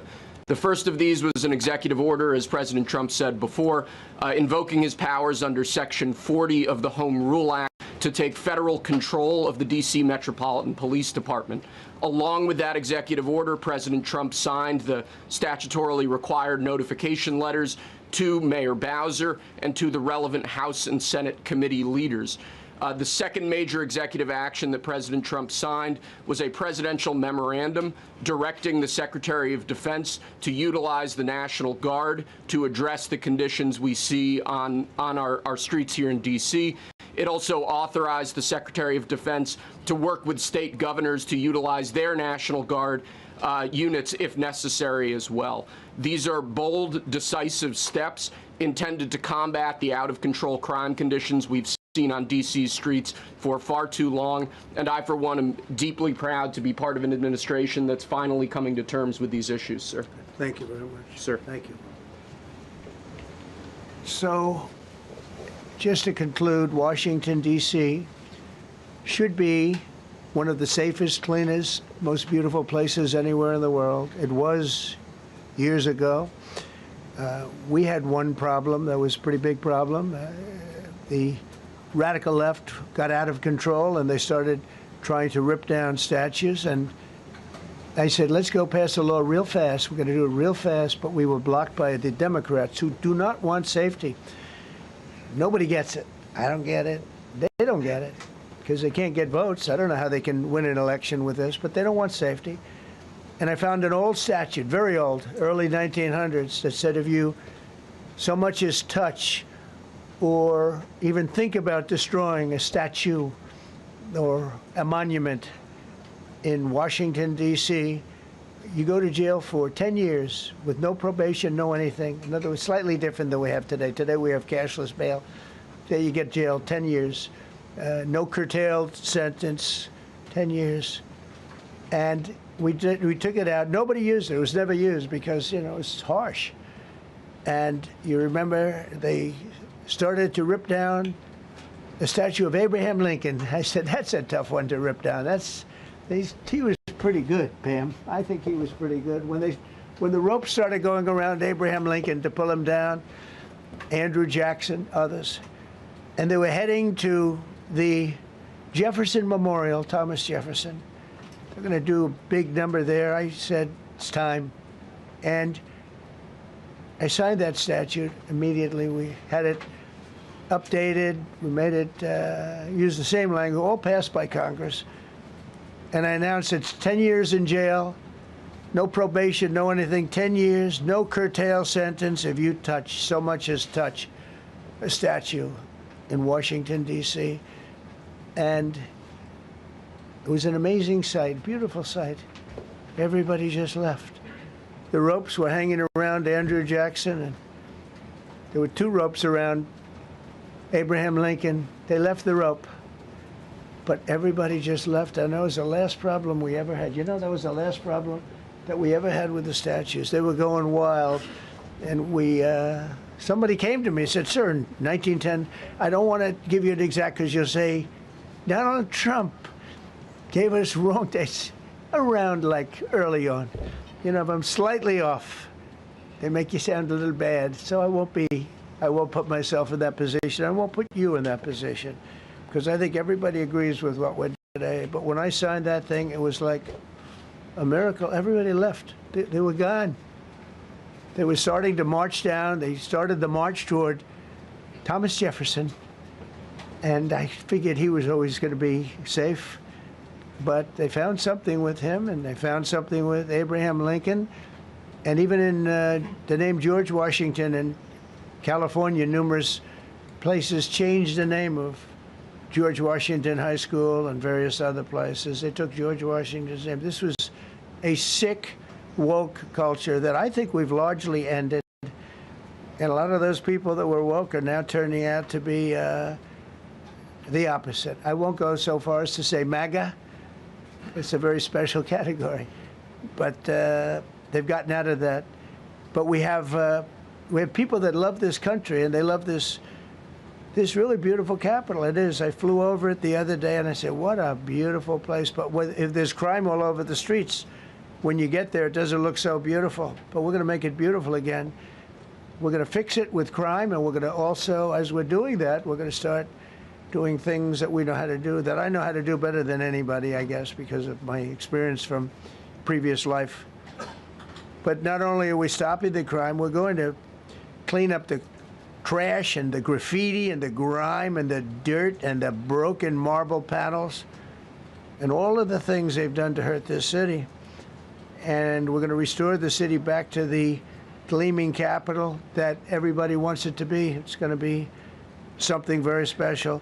All of these people are really tough. Could I shake your hand, Gaddy, please? You're going to be so important here. You're going to be that guy. I hope I don't have to fire him in 2 weeks because he's too soft.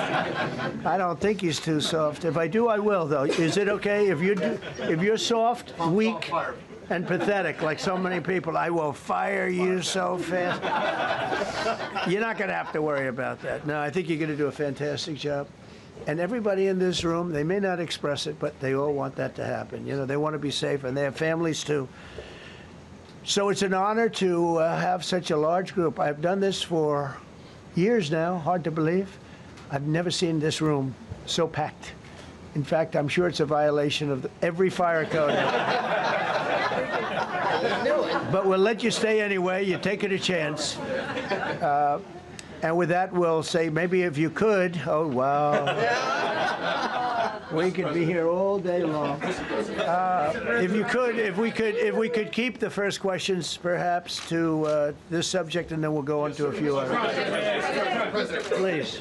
Mr. President, thank you so much. Can you talk about how personal of an issue this is? You talked about flying over the Washington Monument and seeing the pride of what D.C. is, and do you believe that the status of the city, the cleanliness, the way that crime is low, is a direct reflection on how the country is run? Yeah, I do. I think the Capitol, look, everyone comes here. They're all coming. All the leaders, they're all wanting to come. And I say it, I've said it again, but I'm really just quoting other leaders from NATO, from the Middle East, King of Saudi Arabia, Qatar, UAE. I was over there. We brought back $5.1 trillion of investment into our country. But I was, a month and a half ago, I was at NATO. We had a great thing. They agreed to put up 5% instead of 2%. 2% they didn't pay, 5% is already paid. We had a great meeting, and they all said the same thing. They said our country was dead. They thought our country was gone. 1 year ago, they said your country was dead. And now you have the hottest country anywhere in the world. We do. We have the hottest country in the world right now. The tariffs have helped. It's given us not only the money, it's billions, trillions of dollars of money, but it gives us great power over enemies. We solved 5 wars with Pakistan and India. We just solved one. Azerbaijan and, as you know, and Armenia. A war was raging for 37 years.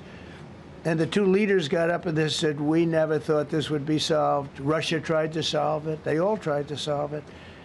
It was a very tough situation, but we got it done and got it done. And I said to the 2 men, I said, are you guys friends? And they had a hard time. You know, they've been killing each other for 37 years, right? The one was there 5 years, one was there for 22 years. He said, my whole life I've been fighting this war, and you got it solved. But we did many of those. We did in the Congo and Rwanda. That's been going on for 30 years. 8 to 9 million people killed that they know of, but it was raging, and we got that solved. We got a lot of them done. It's a great honor. But you want to have, when they come, the leaders come to our country to sign documents that the war is over or whatever, or for other reasons. They come for trade. And you want them to come through so beautifully. You ride down those roads, everything should be perfect. You shouldn't have medians falling down into the roadway. Median, you know, the metal things that are always, somebody had a great lobbyist, because I've never seen them look good. I've been looking at those things with the little, right? They're always broken and bad, but here they're really bad. And we're going to either put new or fix it, and it's not expensive. It's not really expensive. And we're going to fix our roads a little bit. We're going to clean up our sidewalks. You have countries where every Saturday the people go out and they wash their sidewalks in front of their stores or their houses. They scrub their sidewalks. So we aren't quite at that level yet, I don't think, Gaddy. We're not quite there yet, but maybe we will. They go out and they scrub. I think it's so beautiful to hear that and to see those stories. But we're going to make it clean. But just to finish with your question, it's a very, very strong reflection of our country.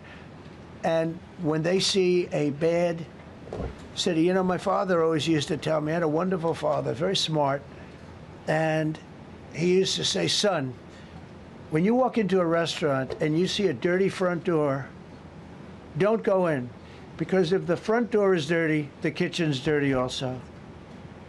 Same thing with the Capitol. If our Capitol's dirty, our whole country is dirty, and they don't respect us. So it's a very good question, actually. Mr. President, sorry. Question for you on this specific issue.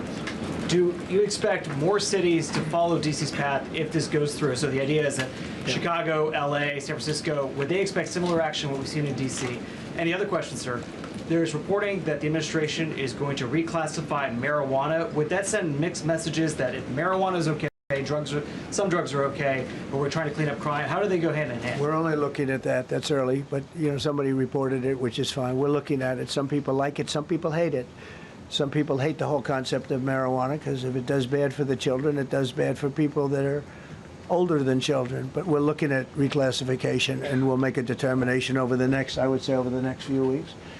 And that determination hopefully will be the right one. It's a very complicated subject, you know, the subject of marijuana. I've heard great things having to do with medical, and I've had bad things having to do with just about everything else. But medical and, you know, for pain and various things, I've heard some pretty good things, but for other things, I've heard some pretty bad things. The other part of your question, I mean, we're just going to see what happens with it all. You're going to have, we're going to have a tremendous success in what we're doing. Other cities are hopefully watching this. They're all watching, just like everyone's watching here. They're all watching, and maybe they'll clean up, and maybe they'll do this and get rid of the cashless bail thing and all of the things that caused the problem. I mean, if you go back, this whole thing with cashless bail is a disaster. So many problems came that we never had before. So they're watching us today, and if they don't learn their lesson, if they haven't studied us properly, because we're going to be very successful. I have zero doubt about that. It's going to be. It's a question of will it be really fast, like the border, You know, everyone said, they used to say, Biden used to say, I need legislation. I didn't get any legislation.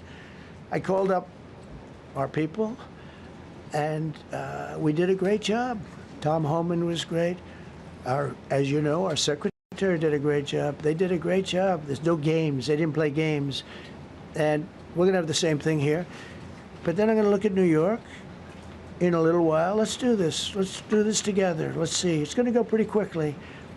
And if we need to, we're going to do the same thing in Chicago, which is a disaster. We have a mayor there who's totally incompetent. He's an incompetent man. And we have an incompetent governor there. Pritzker's an incompetent. His family threw him out of the business, and he ran for governor. And now I understand he wants to be president. But I noticed he lost a little weight, so maybe he has a chance. You know, you never know what happens. But Pritzker's a gross incompetent guy, thrown out of the family business. But when I look at Chicago and I look at L.A., if we didn't go to L.A. 3 months ago, L.A. would be burning like the part that didn't burn. If he would have allowed the water to come down, which I told him about in my first term, I said, you're going to have problems. Let it come down. We actually sent in our military to have the water come down into L.A. They still didn't want it to come down after the fires. But that was it. We have it coming down. But hopefully L.A. is watching. That mayor also.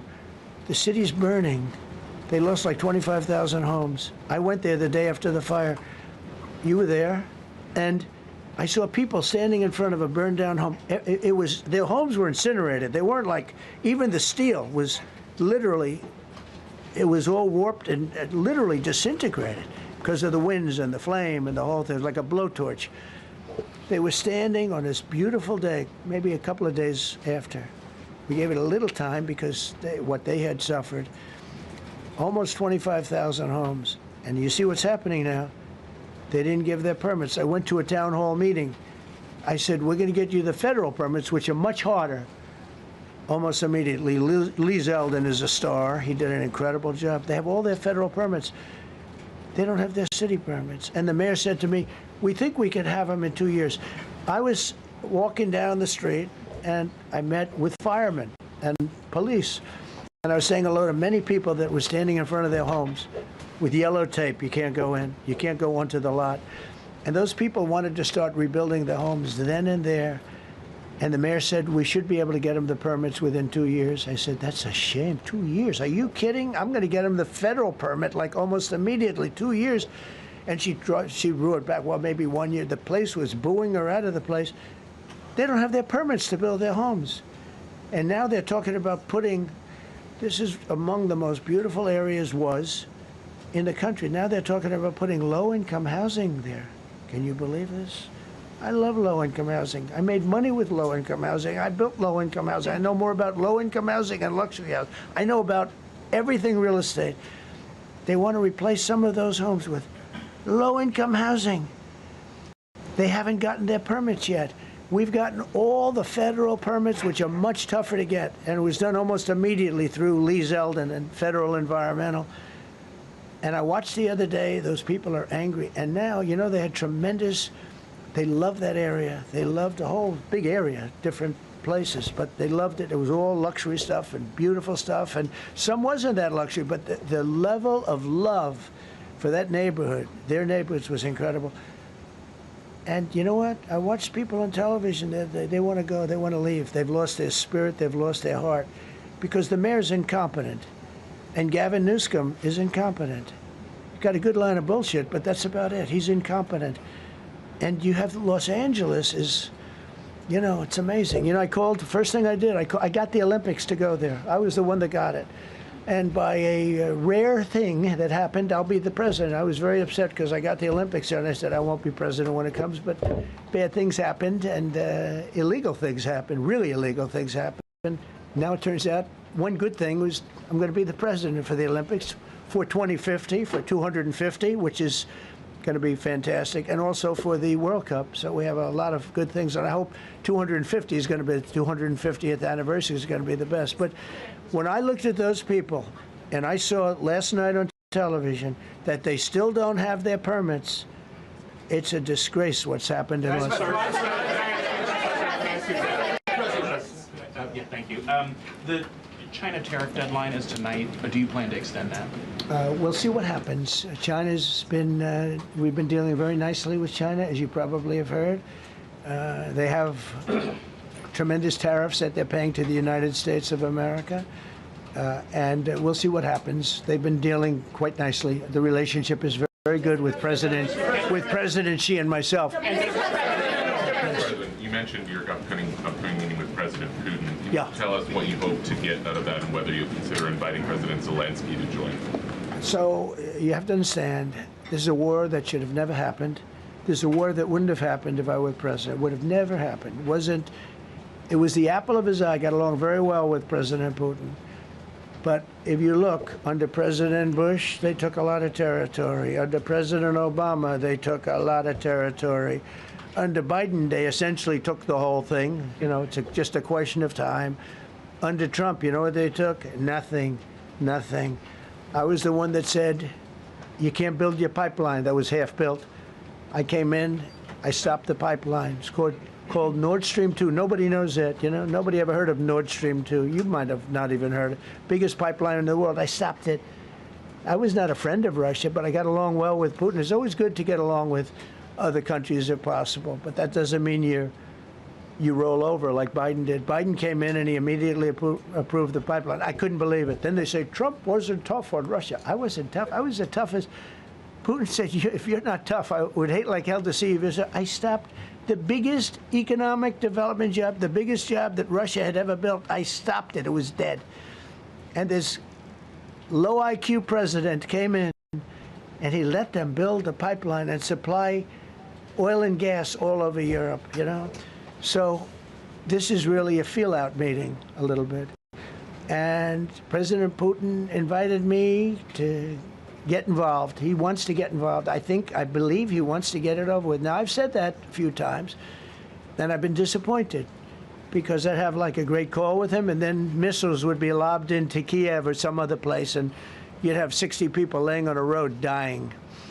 I said, that's cold, but it's a violent war. 5,000 to 7,000 people a week are dying. And you know, there's nobody from here. They're all Russian and Ukrainian people, and some people from the cities, much smaller number, but still, those missiles do damage and they kill a lot of people, but mostly soldiers. And they're young soldiers, although in the case of Ukraine, they're getting much older. They're drafting 60-year-olds now. It's a terrible thing to witness, and I think I have an obligation. Look, this is Joe Biden's war. This is not my war. I made a deal with NATO a month ago. You covered it very accurately, actually. We don't pay anything anymore. You know, we're not paying anything. They are buying things from us, and NATO is paying us. I got it raised from 2% of GDP to 5%. And they're paying us for everything that we send. We're not paying. Biden approved $350 billion. Europe has spent $100 billion. The money that's been spent and the death is incredible. It's the worst thing that's happened, by far the worst that's happened since World War II. So I'm going in to speak to Vladimir Putin. And I'm going to be telling him, you got to end this war. You got to end it. And he wasn't going to mess with me. This war would have never happened. You know, we had a discussion about it one time, and we never had that discussion again. Would have never happened. And when the election was rigged, and then Biden took office, which was barely took office, the auto pen took office, bad things started happening. Bad things, stupid things were said. And it ended up in a war. And you know, and I don't believe this will happen anymore because I have that pretty well covered. This could end up in a third world war. This could have been a third world war. I don't think that's going to happen now. But I thought it was very respectful that the president of Russia is coming to our country as opposed to us going to his country or even a third-party place. But I think we'll have constructive conversations. Then after that meeting, immediately, maybe as I'm flying out, maybe as I'm leaving the room, I'll be calling the European leaders who I get along with very well. And, you know, I have a great relationship, I think, with all of them. And I get along with Zelensky, but, you know, I disagree with what he's done. Very, very severely disagree. This is a war that should have never happened, wouldn't have happened. But I'll be speaking to Zelensky. The next meeting will be with Zelensky and Putin, or Zelensky and Putin and me. I'll be there if they need. But I want to have a meeting set up between the two leaders. I was a little bothered by the fact that Zelensky was saying, well, I have to get constitutional approval. I mean, he's got approval to go into war and kill everybody, but he needs approval to do a land swap, because there'll be some land swapping going on. I know that through Russia and through conversations with everybody, to the good, for the good of Ukraine. Good stuff, not bad stuff. Also, some bad stuff for both. So there's good and there's bad. But it's very complex because you have lines that are very uneven, and there'll be some swapping, there'll be some changes in land, and the word that they will use is, they make changes. We're going to change the lines, the battle lines. Russia's occupied a big portion of Ukraine. They've occupied some very prime territory. We're going to try and get some of that territory back for Ukraine. But they've taken some very prime territory. They've taken largely ocean, in real estate we call it oceanfront property. That's always the most valuable property. If you're in a lake, a river, or an ocean, it's always the best property. Well, Ukraine, a lot of people don't know that Ukraine was largely 1,000 miles of ocean. That's gone. Other than one small area, Odessa, it's a small area. There's just a little bit of water left. So I'm going to go and see the parameters. Now, I may leave and say, good luck, and that'll be the end. I may say this is not going to be settled. I mean, there are those that believe that Putin wanted all of Ukraine. I happen to be one of them, by the way. I think if it weren't for me, he would not be even talking to anybody else right now. But I'm going to meet with him. We're going to see what the parameters are. I'm then going to call up President Zelensky and the European leaders right after the meeting, yeah. And I'm going to tell them what kind of a deal. I'm not going to make a deal. It's not up to me to make a deal. I think a deal should be made for both. I think Russia has to get back into building their country. It's a massive country. I think they have 11 time zones, if you can believe it. It's a massive, it's by far, from the standpoint of land, it's by far the largest. They have tremendous potential in Russia to do well. They're not doing well. Their economy is not doing well right now because it's been very well disturbed by this. It doesn't help when the President of the United States tells their largest or second largest oil buyer that we're putting a 50% tariff on you if you buy oil from Russia. That was a big blow. And then they say, gee, he wasn't so tough. Nobody else would have done that. And I haven't stopped there. I mean, look, I was all set to do things far bigger than that, but I got a call that they'd like to meet, and I'm going to see what they want to meet about. I'd like to see a ceasefire. I'd like to see the best deal that could be made for both parties. It takes two to tango, right? So ultimately, I'll have a meeting next week. I had a great relationship with him, considering the fact that I was not nice to him because of the pipeline. I ended the pipeline. I also gave the javelins. Do you ever hear of a javelin? Javelin is called a tank buster. They say that Obama gave them sheets and I gave them javelins. If it weren't for me, all those tanks that were destroyed at the first days of the war because the tanks got stuck in the mud, some commander made a better. They would have been in Kiev in 4 hours going down the highway. But a Russian general made a brilliant decision to go through the farmland instead. And they just had torrential rains, and the rains were so bad, and it was mud, and those tanks got stuck in the mud. I don't know who that general is, but knowing Vladimir, he's probably not around any longer because all those tanks were stuck in the mud, and they went along with the javelins. I gave them the javelins. You know that, right? I gave them javelins. They gave them sheets. But I'm going to meet with President Putin, and we're going to see what he has in mind. And if it's a fair deal, I'll reveal it to the European Union leaders and to the NATO leaders and also to President Zelensky. I think out of respect, I'll call him first. And then I'll call them after. And I may say, lots of luck, keep fighting. Or I may say, we can make a deal. If not, I will tell you this. I've seen a poll coming out of Ukraine. 88% of the people would like to see a deal made. And if you go back 3 years, everybody was gung-ho for war. Everybody's gung-ho for war until you have it. It's an amazing thing. I had it with a couple of countries where I couldn't get a deal done with one particular country, and I just couldn't. The guy's great. He's a friend of mine, great, good leader, tough as hell. I couldn't get the deal done, and then he went into war for a short period of time. You know where I'm talking about. First term. And it was nasty, guys being killed all over the place. And he went through 1 week of war, and I was able to get the deal done. He said, this is nasty. Yes, please. Yeah, just to follow up on what you were saying there. First of all, Volodymyr Zelensky is not invited on Friday? He wasn't a part of it. I would say he could go, but he's gone to a lot of meetings. You know, he's been there for 3.5 years, nothing happened. And what is the definition? I mean, do you want somebody that's been doing this for 3.5 years? What's the definition of a good deal? I'll tell you after I hear what the deal is. Because there could be many definitions. You know, you're talking about a very large and complex situation. Now, I tell you, the war that I just settled with Azerbaijan and with, as you know, and Armenia was almost as complex as this one, having to do with routes, trade. Meeting on Friday with Vladimir Putin. Well, we're going to have a meeting with Vladimir Putin, and at the end of that meeting, probably in the first 2 minutes, I'll know exactly whether or not a deal can be made. How will you know that? Because that's what I do. I make deals. Yeah, please, go ahead. Yeah, thank you, Mr. President. I'm going to ask you 2 questions, one about China, one about Russia, if I could. On China, your administration agreed to send the most advanced or advanced NVIDIA and AMD chips. No, obsolete, no. Obsolete chip. Well, and then 15% of the profits. You mean the 20s? No, this is an old chip that China already has. And I deal with Jensen, who's a great guy, and NVIDIA.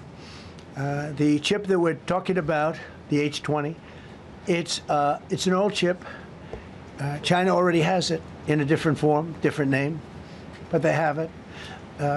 Or they have a combination of two will make up for it and even then some. Now Jensen also has, Jensen's a very brilliant guy, and Jensen also has a new chip, the Blackwell. Do you know what the Blackwell is? The Blackwell is super duper advanced.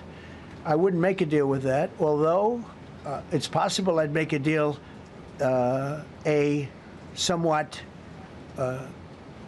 enhanced in a negative way Blackwell. In other words, take 30% to 50% off of it.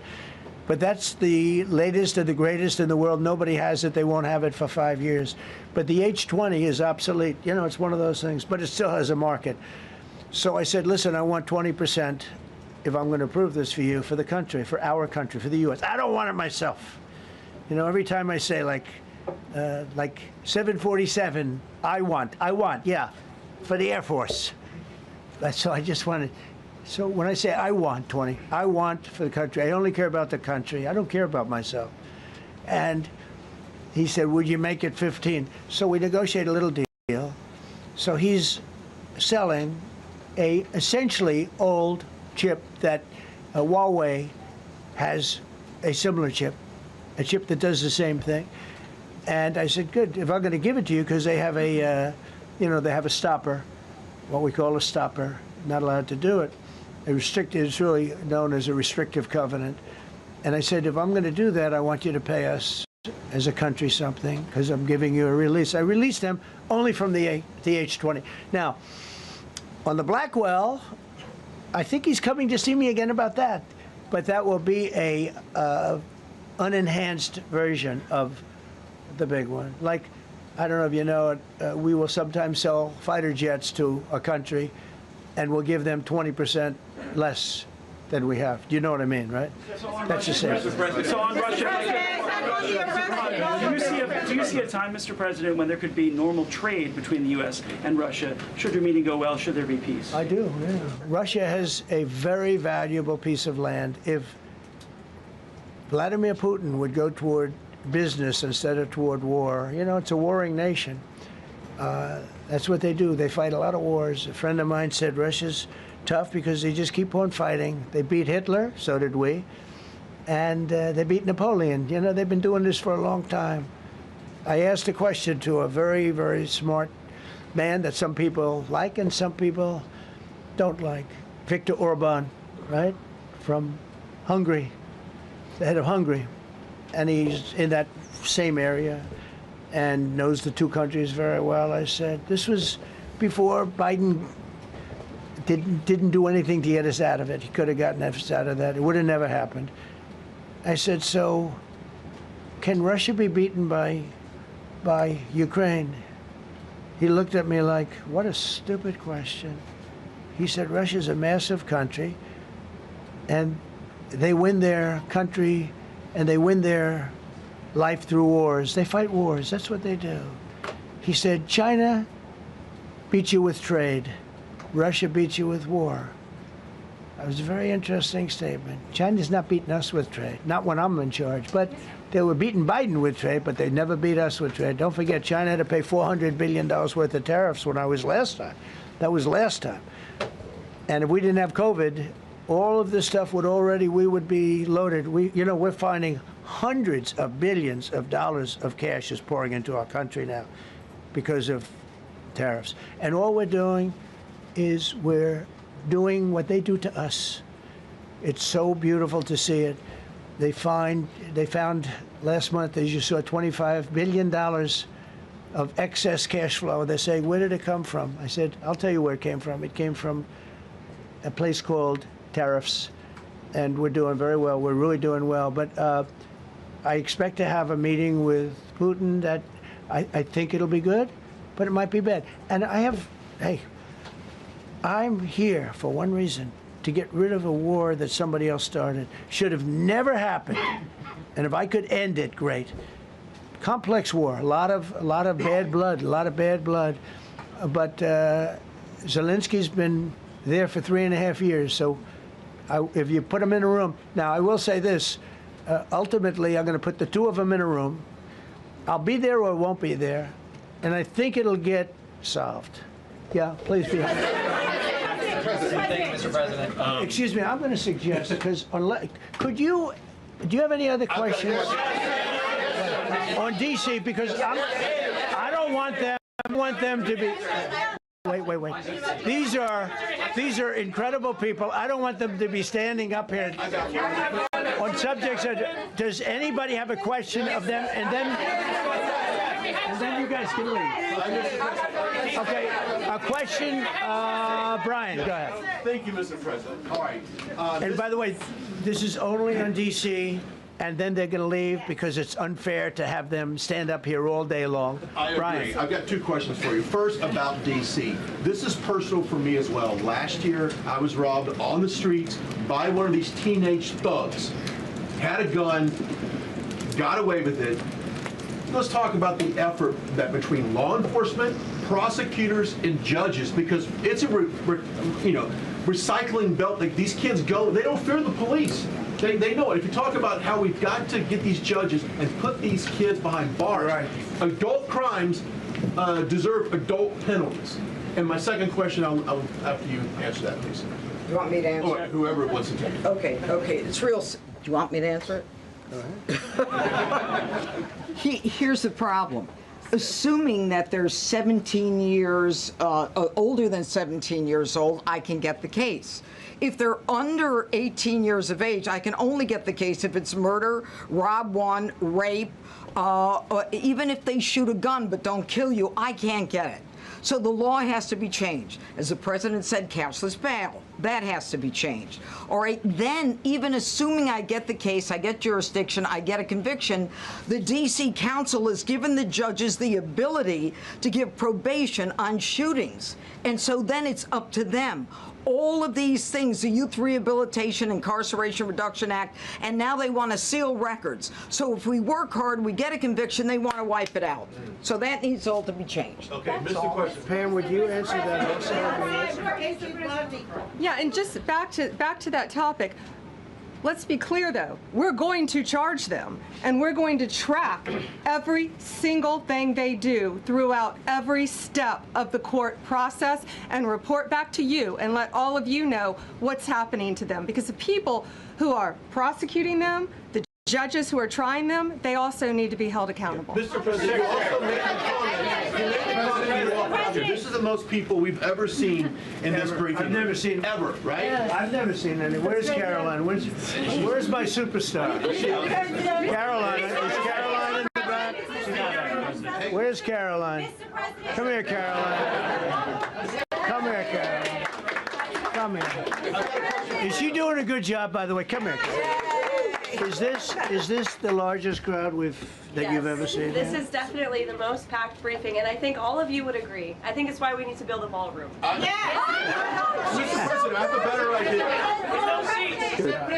All right, Brian, go ahead. My question is this. You're building the big, beautiful ballroom. Yeah. Could we build a big, beautiful briefing room, updated technology, more seats? I don't want to do that. I don't want you to be comfortable. So no, I don't want to make life comfortable. So look. Let's just do this. Let's do this. It's going to be a big thing. We're going to Russia. That's going to be a big deal. What happens, happens. I'll let you know what happens. You'll be the first to know. I'll be calling the European leaders. I'm going with totally. I mean, we have a lot of talks. They're great people. They're great leaders, actually, and they want to get back. Honestly, as one of them said, I've OD'd on trying to settle Ukraine. They've OD'd, meaning they've overdosed on the settlement of Ukraine. Not a nice expression, but boy, is it accurate. They're tired of it. They want to get back to spending money on their countries. You know, Biden gave them $350 billion. Europe gave $100 billion. It should be much more than that. Shouldn't have been that kind of, they should have had equalization, but they didn't. But you know what? Still a lot of money. They want to get back to building their own countries. They really want it resolved. My relationship with the European leaders, as you saw, is extremely good. It's perfect. It's beautiful. Wait. And we're going to try. I'll be in touch with them. I have 5 of them call me. You think it's easy? There are a lot of European leaders, but they rely on me. Very much rely on me. If it wasn't for me, this thing would never get solved until the last person breathing is dead. Would you talk to them before? Yeah, I did. I'm talking to them right now. So I'm talking to the European leaders. I'll be talking to President Zelensky. I'm going to get everybody's ideas. I go into that thing fully loaded right up there, and we're going to see what happens. Now, I think one of 2 things is going to happen. It could be a good meeting, and we'll go a step further. We'll get it done. I'd like to see a ceasefire very, very quickly. Very quick. I'd like to see it immediately, but I'd like to see it very quickly.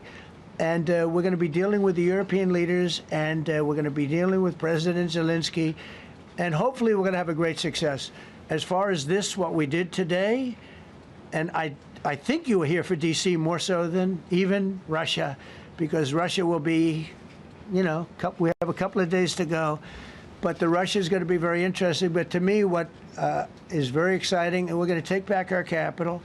We're going to make it beautiful again, but we're going to make it, more importantly, safe again. It's going to be so safe. It's going to be a model. And then we'll look at other cities also. But other cities are studying what we're doing. And you have some capable people in other cities. They can do it too. But we have a great group of professionals.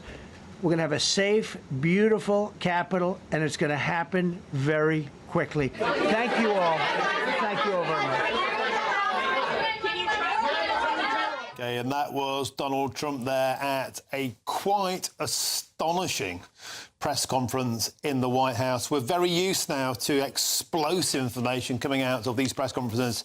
I honestly think this was one of the most consequential press conferences Donald Trump has given since his time as president, and I'll attempt to explain why. Now, rewind about an hour and 20 minutes. This was all about issuing an executive order. 2 executive orders have been issued today, taking back control of Washington, D.C., of course, the political capital of America. The first one, Section 40 Home Rule Act, allowing federal control of the D.C. area so the Home Guard, the National Guard, can be deployed to try and take back control of spiralling crime and homelessness. The second executive order, Secretary of Defense can now use the National Guard, and other states can follow if necessary to help D.C. This is all about rescuing Washington, D.C. from crime, deprivation and squalor. This is D.C. Liberation Day. That's where Donald Trump began this press conference. Even liberal reporters don't want to be raped, shot or mugged, he said, probably quite reasonably. The murder rate in Washington, D.C., higher than Bogota in Colombia, double that of Baghdad, of Lima, Peru. Lima, Peru used to be the murder capital of the world, and even worse than Mexico City. Talk about homicides, some of the highest on the planet. Juvenile offending is getting worse. You cannot go anywhere now in Washington, D.C. without the risk of being held up by what was called a punk by the president.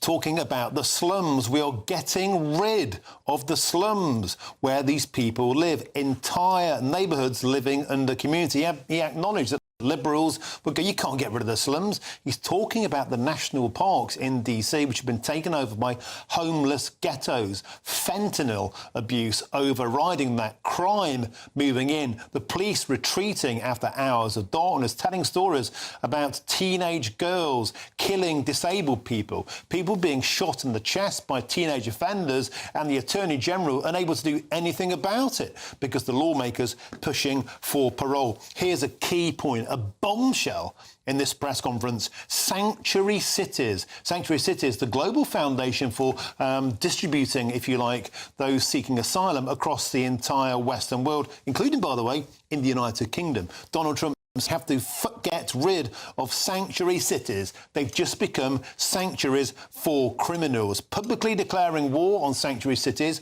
on crime, on deprivation, from graffiti upwards. A quite incredible press conference, and I've got to say, hundreds and hundreds of you on GBNews.com saying, I wish we had something similar to that in the United Kingdom.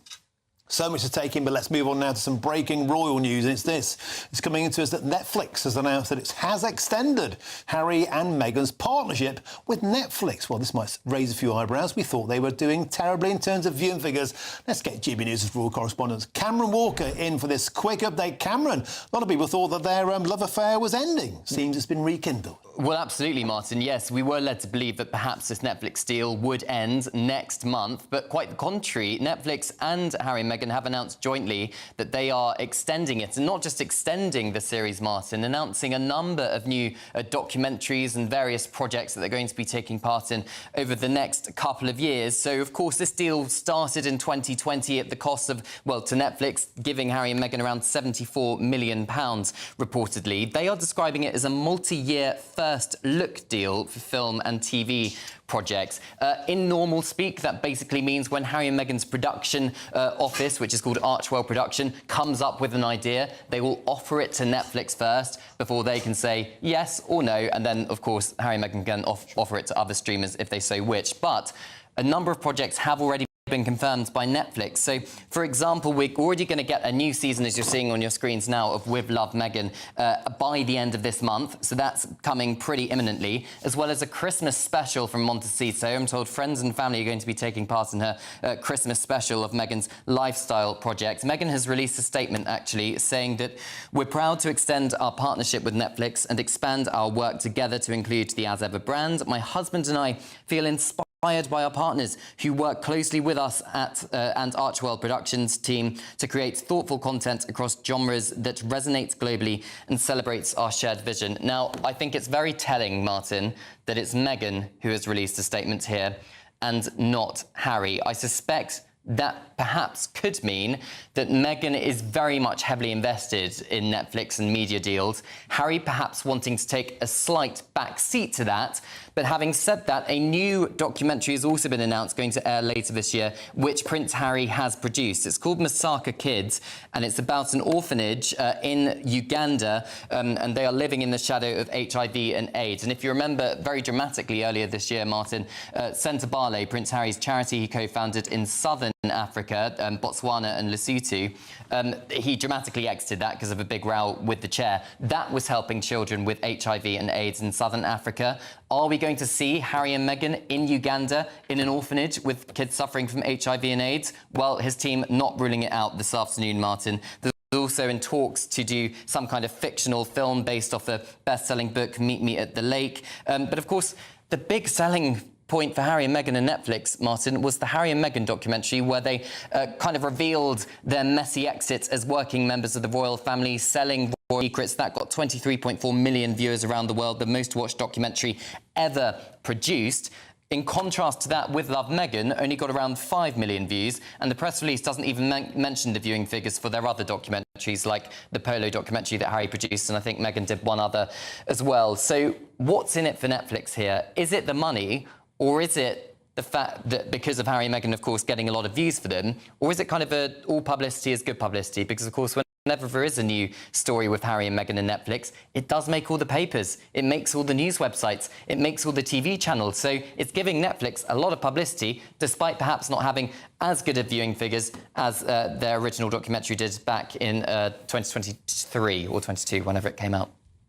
Cameron Walker, I think you've just sunk the dart into the bullseye. I think you're exactly right. This isn't about viewing figures. It's about, here we are once again talking about the fact that the relationship is rekindled. It keeps the Netflix brand in the firmament as if that's required. But a key point that's coming out of this, Spare is the name, of course, of Harry's memoir. He seems to be a bit of a spare part here. They seem to want Meghan. And Harry, who gives a damn? Well, it does appear a lot of these projects are Meghan's projects. And as I said, Martin, Harry is not quoted in this press release from Netflix. I do understand that Harry is wanting to focus perhaps a bit more on philanthropy and actual charity work, perhaps away from the cameras. He's never perhaps been comfortable in front of the cameras as a working member of the royal family.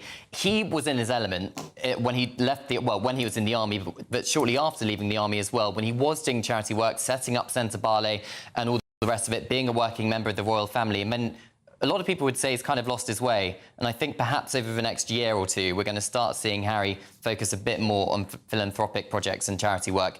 And they saying all options on the table to what is going to replace his Centre Barley charity work, helping kids in Southern Africa. But we'll wait and see. Yeah. Well, Cameron Walker, I've got to say, it's quite the turnaround, quite the phoenix rising from the ashes. A lot of people thought Meghan Markle's TV career may be going the same way as a pot of out-of-date jam. Thank you very much, Cameron Walker, for joining us. And that full update, fantastic stuff. Let's get another take on this now. I'm joined, delighted to say, by the legendary former BBC Royal correspondent, Jenny Bond. Jenny, a pleasure, as always, to have your company. Are you as surprised as many no doubt watching this show that the career of Meghan Markle seems to have risen like a phoenix? Well, you talk about ashes, but I think we have to accept that it is us, the media, who created those ashes. There was no statement from Harry and Meghan and no indication at any point, but we all decided that the Netflix deal was dead in the water. So it's one in the eye, actually, to all her detractors.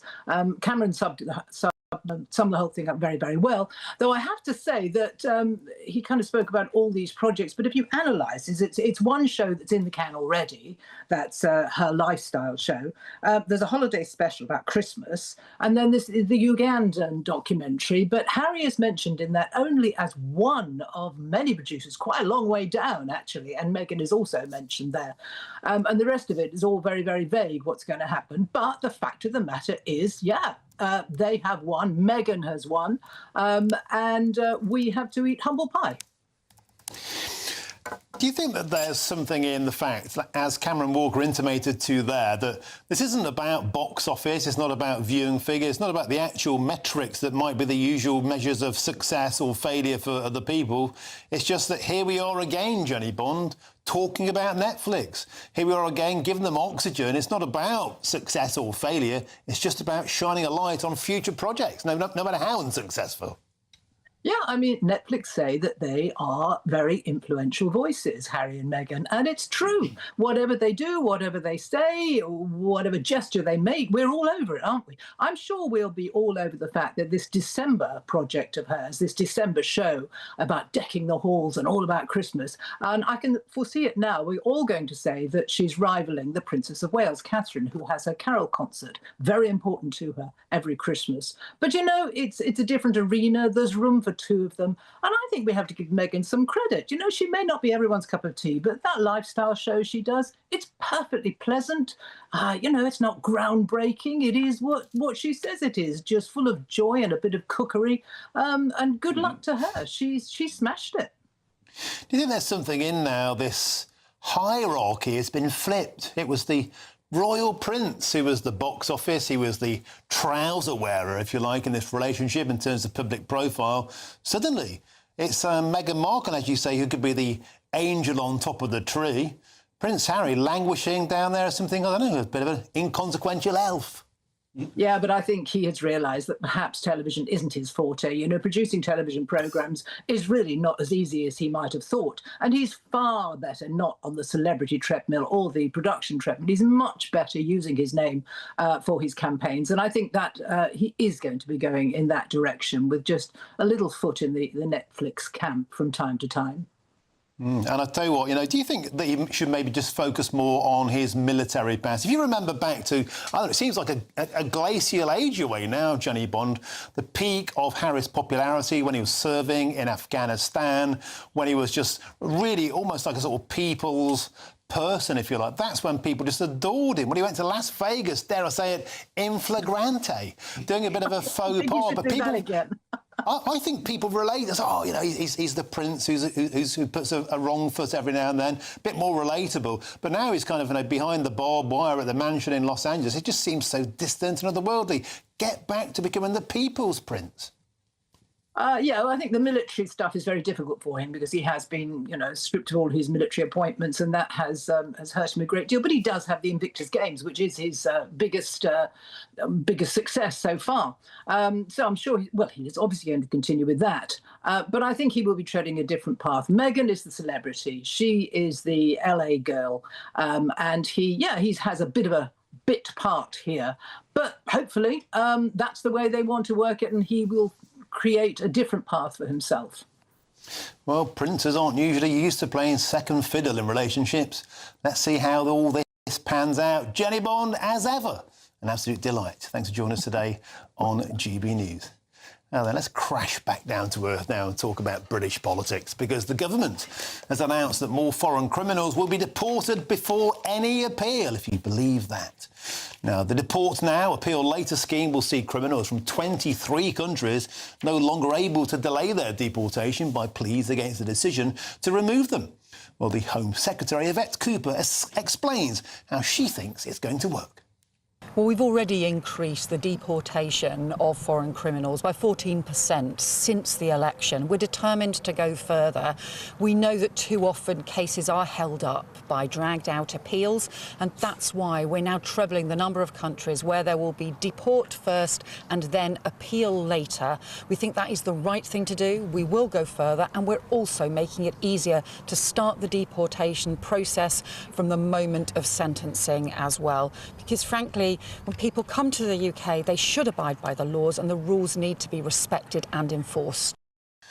Yeah, I'm joined now by our own very royal star. He hasn't got a Netflix deal yet, but give it time. Chris Hope, our political editor.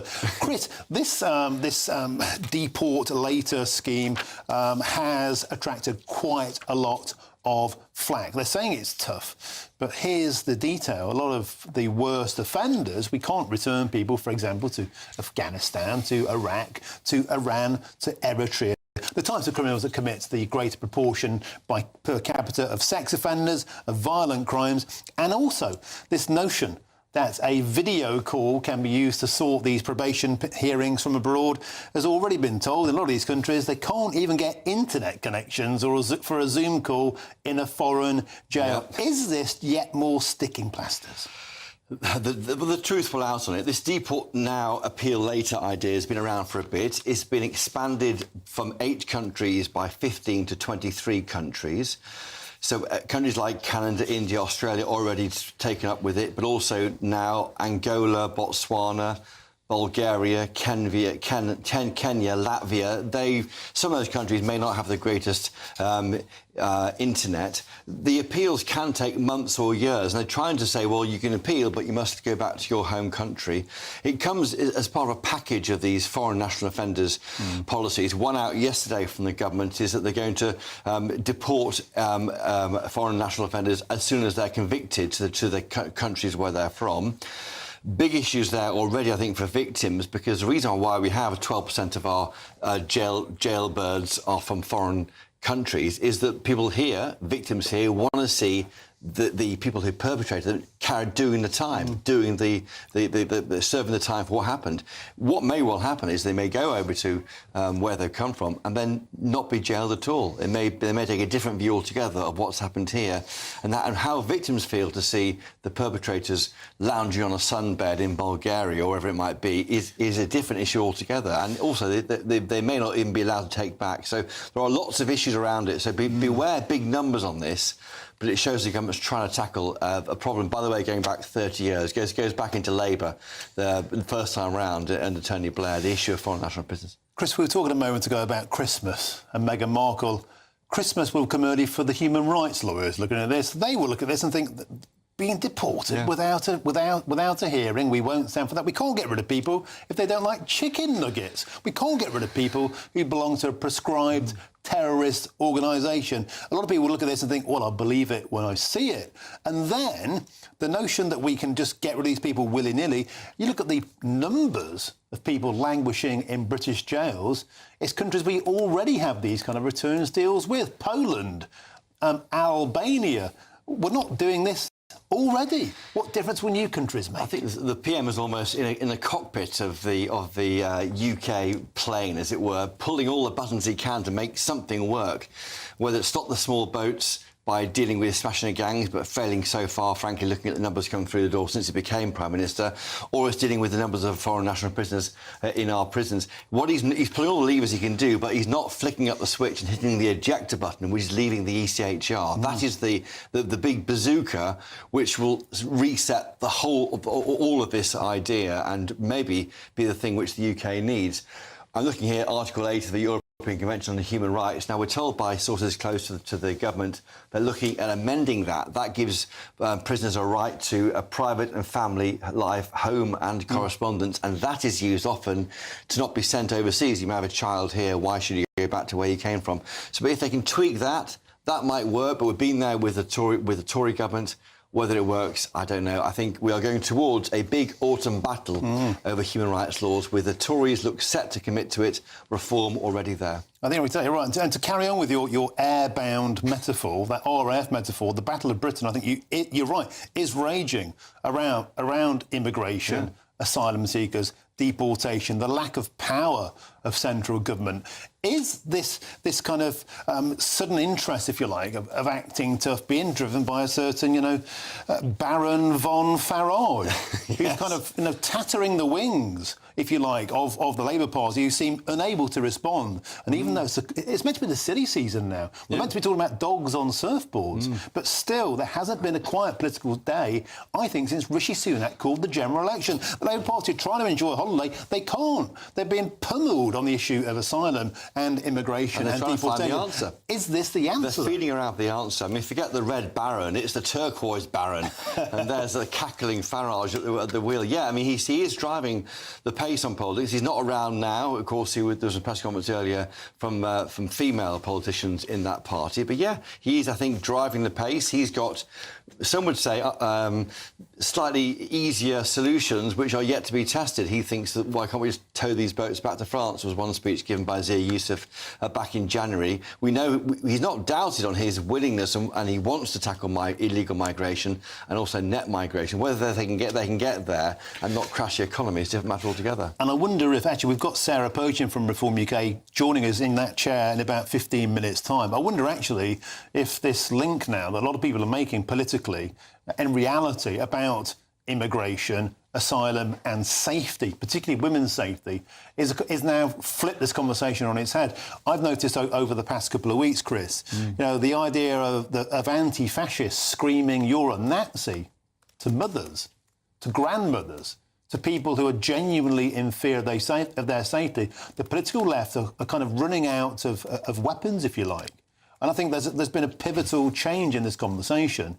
And maybe that is what's making the Labour Party seeming to act tough, because there's a feeling now that the genie is well and truly out of the bottle. I don't think the racist claim works anymore. Now, I was up there for the Livingston, the Hamilton by-election, and, you know, just to shout you're a racist to people voting Reform UK, it didn't matter. They nearly won that seat, but by 1,500 votes fell short. I just don't think, you're looking at people who are supporting Reform, they're so far ahead in the polls, you can't say everyone backing them is racist. They are people who are concerned about migration, and they haven't been listened to. And the issue there about, you said the Afghan males, Nigel Farage has claimed that an Afghan male is 22 times more likely to be convicted of rape than someone born in this country. Even other journalistic channels have looked at this. They say it's 2 or 3 times more. So there is an issue there with migration and whether we're getting more lawless. And I looked back yesterday to Robert Jenrick, the Shadow Justice Secretary, on the front page of a Sunday newspaper. He's saying his challenge to the government is, who do you care more about, our daughters or about the human rights of people coming here illegally and often? And that challenge, I think, to the government is one which we have yet to see an answer from clearly. If only the Conservatives had cared that much about it when they were in power, though, Chris, because, let's face it, every time Kemi Badenoch out the dispatch box tries to land a glove on Keir Starmer about immigration or asylum, they simply say, you're in charge for 14 years and you didn't grasp the nettle either, Chris. And that's why Reform benefit, because they haven't been tested in office. And if Nigel Farage may do it, but he may not. OK, all to play for. And as I say, I don't think we've had a quiet news day since Rishi Sunak called the general election. You don't get them anymore. It's never quiet at GB News. It's always busy politically. But it used to be the silly season. Now there's no such thing as a quiet season. It's non-stop action. Chris Oak, great to have you back in the studio, my friend. Always a pleasure. Now then, brace yourself, because here's your chance to live mortgage or rent-free for an entire year and get a bonus $5,000 in your bank on top, tax-free, in the latest Great British Giveaway. And guess what? If you haven't got a mortgage or a rent to pay, no problemo, you can still bag $15,000. And here's how. We want to send some of those monthly financial stresses packing this August with your chance to be mortgage or rent-free for 12 whole months. We'll give you a cash lump sum that equals 12 of your monthly mortgage or rent payments, right up to an amazing £20,000. We'll also throw in an extra £5,000 on top of that for good measure, because why not? And if you don't have a mortgage or rent to pay, lucky you.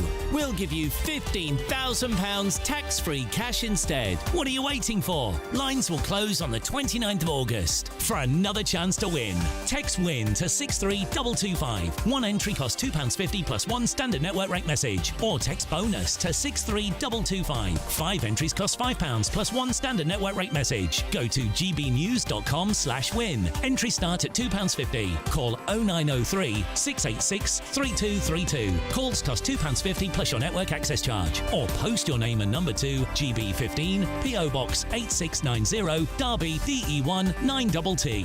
UK only. Entrance must be 18 or over. Lines close at 4 p.m. on the 29th of August. Please check the closing time if listening or watching on demand. Good luck. Good luck now. Still to come, a Labour minister today claims shoplifting has got out of hand. Well, shortly I'll be joined by a shop owner who was violently assaulted by a thief, and he says nobody should have to think about going to work and being attacked. And also next, the Education Secretary Bridget Phillipson today claimed it's a national disgrace that so many white working-class pupils have been left behind in Britain. It's the threat of Reform UK suddenly making the Labour Party care about the white working classes. That's next with me, Martin Daubney, on GB News, Britain's News Channel.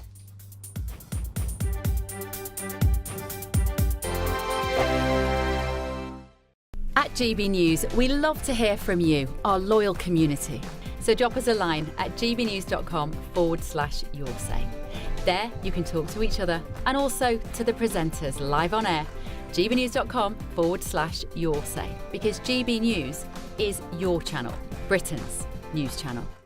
Hi, I'm Michelle Dewberry, and my show is your opportunity to cut through all the noise and dive in headfirst to some robust debates. Ideas clash. Situation, no, isn't it? No, because the failure is you're deliberately avoiding my point. Nothing's held back. And if you think this is the end of it, wait for more. And we do not shy away from the difficult stuff. Sometimes I want to shake people and say, if only you understood. So join me on Dubes & Co. weeknights at 6 p.m. only on GB News, Britain's news channel. Join me, Nana Akwe, for an informative, interactive news programme with a difference. It's fun. No, you didn't say that, though. I'm so surprised. I think there's an element of truth to that. Join me from 3 p.m. every weekend, only on GB News, Britain's news channel.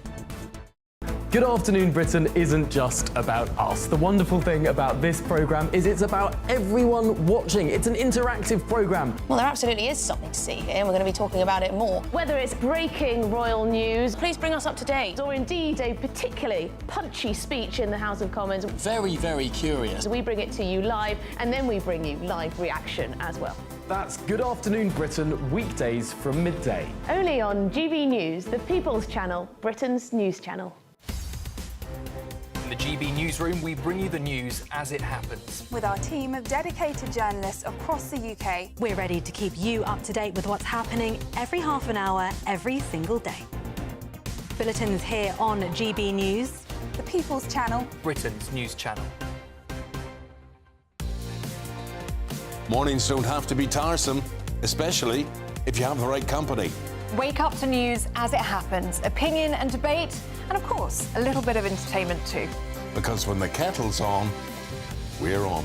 That's Breakfast on GB News, a show worth waking up for. Every morning from 6 a.m. Only on the People's Channel, Britain's news channel. We'll spread the news, you spread the word. It's Patrick Christie's Tonight, and here we do things differently. It's explaining the absolute madness of this, doesn't it? It's explosive. I mean, this is very good. It's lively. 850. Your government sat there, Sean, and it did nothing. It's controversial. The Middle East has been in turmoil since before I was born. It's everything you need to kickstart your evening. Everyone's had their Weetabix tonight. I love to see it. That's Patrick Christie's Tonight, weeknights from 9 p.m. Only on GB News, the People's Channel, Britain's news channel.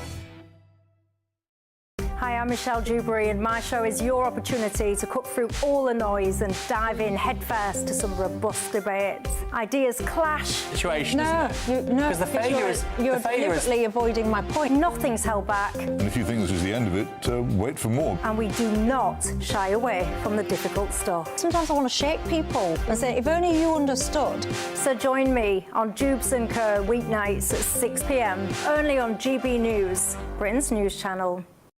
Welcome back to Britain's Newsroom with Andrew and Beth. Hello everyone, Patrick Christie's here. I'm Michelle Dewberry, Britain's news channel. Access the stories that matter to you. Take the GB News family with you on any device. And as long as you have an internet connection, tune in to GB News anywhere on the planet or beyond. GB News, the People's Channel, Britain's news channel.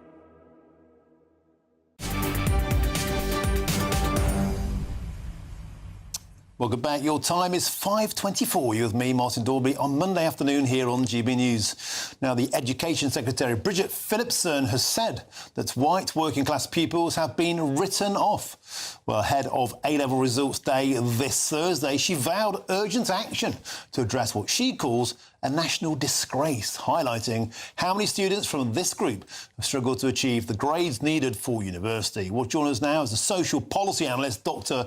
Rakib Hassan. Rakib, always an absolute pleasure. This has been going on for 25 years minimum, absolute minimum. White working-class kids have been the bottom of the pile from reception to university. They're the least likely to attend university of all demographics, of all outcomes. Why the Labour Party suddenly taken an interest now? Might it have something to do with a certain Reform Party? Well, I think it's very possible, Martin. I think that you would have had some progressive Liberals actually accusing others of being far right. If someone was to say that it's a national disgrace that white British working class children are being left by the wayside by the education system. But I'm glad we're talking about it because, as you say, this is a long-standing problem and there's a myriad of social, cultural and economic factors at play. I think for a long time we've had a political culture which has focused on boosting the socioeconomic outcomes among ethnic minority communities. And I think that as a result of that, left behind communities within the white British majority, they've been left by the wayside, especially in the sphere of education. You know, not only that, scholarships and any help that was afforded to white working class pupils has either been quietly dropped or massively and vehemently opposed by the media. I was in Parliament myself at least 10 years ago, looking in the eyes of parliamentarians of the red and the blue stripes talking about this. And I said, why don't you launch initiatives to help white boys in particular? And they all went, oh, it'll be a bit difficult. It might be deemed racist. Isn't that the problem? They can't be colourblind. They can't be gender blind about who's the neediest because it might offend somebody at the BBC. No, absolutely. And I think there's also a point to be made there, is that there's been a great deal of focus on race and ethnicity when we're looking at potential factors of disadvantage. And social class has been completely left by the wayside, especially, quite remarkably, on the British political left. And I think that that's a real problem. And I think another problem is the fact that, Martin, we are one of the most regionally unequal nations in the industrialised world. And I think that if you really want to tackle education in left behind communities, you have to address that the fact that we have a broken economic model. And I think that if you don't fix that, if you don't truly level up the country, those left behind communities, they're going to struggle to not only struggle to attract talented, young, promising teachers, they're not going to be able to hold on to their own local stock of young, promising teachers. So I think that you have to look at the economic model, the fact that we have many communities, they're in this vicious cycle of welfare dependency and worklessness. And there's that loss of community pride, which is such a crying shame. I think you really need to tackle at the root of the problem if we want to see education outcomes improve among white British working class pupils in the English education system. Dr. Rakib Hassan, I put it to you, if you tabulate the white working class communities, particularly young lads who've been ignored for the longest, who've performed the worst over a concerted period of time, who are the least likely to go to university, the most likely probably in school to be told they're racist or to have toxic masculinity, if you overlay that onto where the protests happened last summer and where the protests are ongoing, I reckon that you'll find almost total correlation.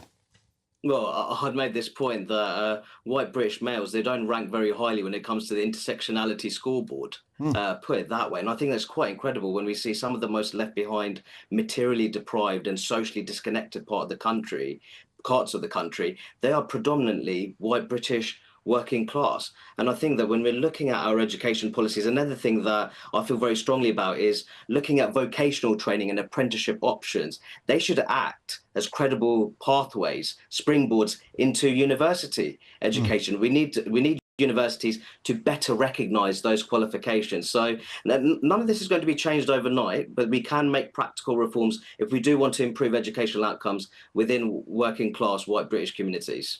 Yeah, but if you also, the government likes the word intersectionalism. If they intersect educational output, if you intersect the propensity for your town to have asylum seekers, the propensity for your town to have high benefits dependency, high drug dependency, the social decay of industries that went away and never were replaced, and the lack of aspiration that's put into those communities, and no one gave a damn for 2 decades, and now suddenly they're waking up to this. Dr. Rakib Hassan, I would say to you, what took them so long? But you're right, we're talking about it today, and at least that's a good start. It's always a pleasure to have your company, Dr. Rakib Hassan. Thank you, as ever, for your experience and knowledge. Now, loads more still to come as we are now 6 o'clock, including a Labour minister who has claimed shoplifting has got out of hand again. What's taken them so long to wake up to this? Well, shortly, I'll be joined by a shop owner who was violently assaulted by a thief. Look at that on your screens. And he says nobody should have to think about going to work and being attacked. And also next, I'll be joined in the studio by Reform UK MP Sarah Pochin to discuss Reform UK's plan to help tackle crime and particularly help keep women and girls safe. Now, there's plenty more to come throughout the rest of the show. But for now, if you're travelling home from work or from school, firstly, stay safe. And secondly, here is your traffic and your travel update. And please stick with us.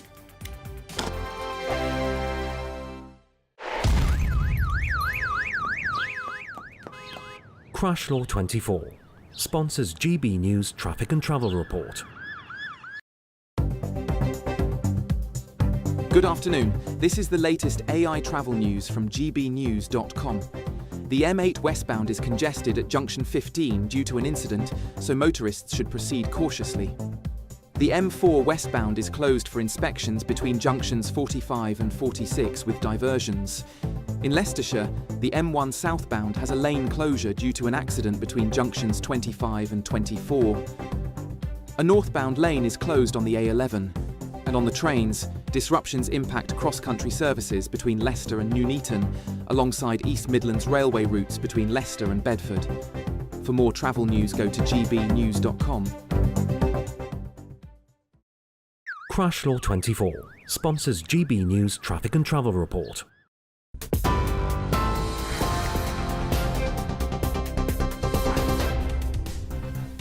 Good afternoon. Your latest news headlines at 5:31. US President Donald Trump says he'll tell Vladimir Putin to end his war in Ukraine during his meeting with the Russian leader on Friday. He made the comments during a press conference where he announced that he's deploying National Guard troops in Washington, D.C.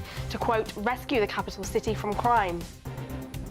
The government is ramping up deportations, adding 15 new countries to its Deport Now, Appeal Later scheme. Home Secretary Yvette Cooper says it's time to stop criminals from exploiting our immigration system. But the Conservatives claim Labour aren't serious about deporting foreign criminals.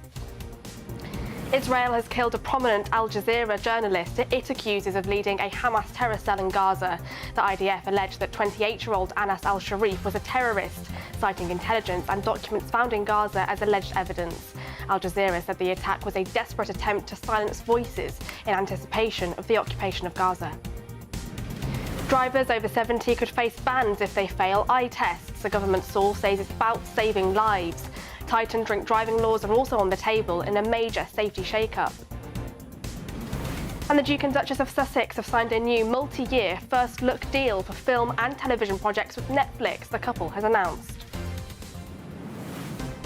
Those are the headlines for now. More news at the top of the hour. For all the latest from GB News whilst you're on the go, get the GB News app. Scan the QR code now to download or visit gbnews.com/app.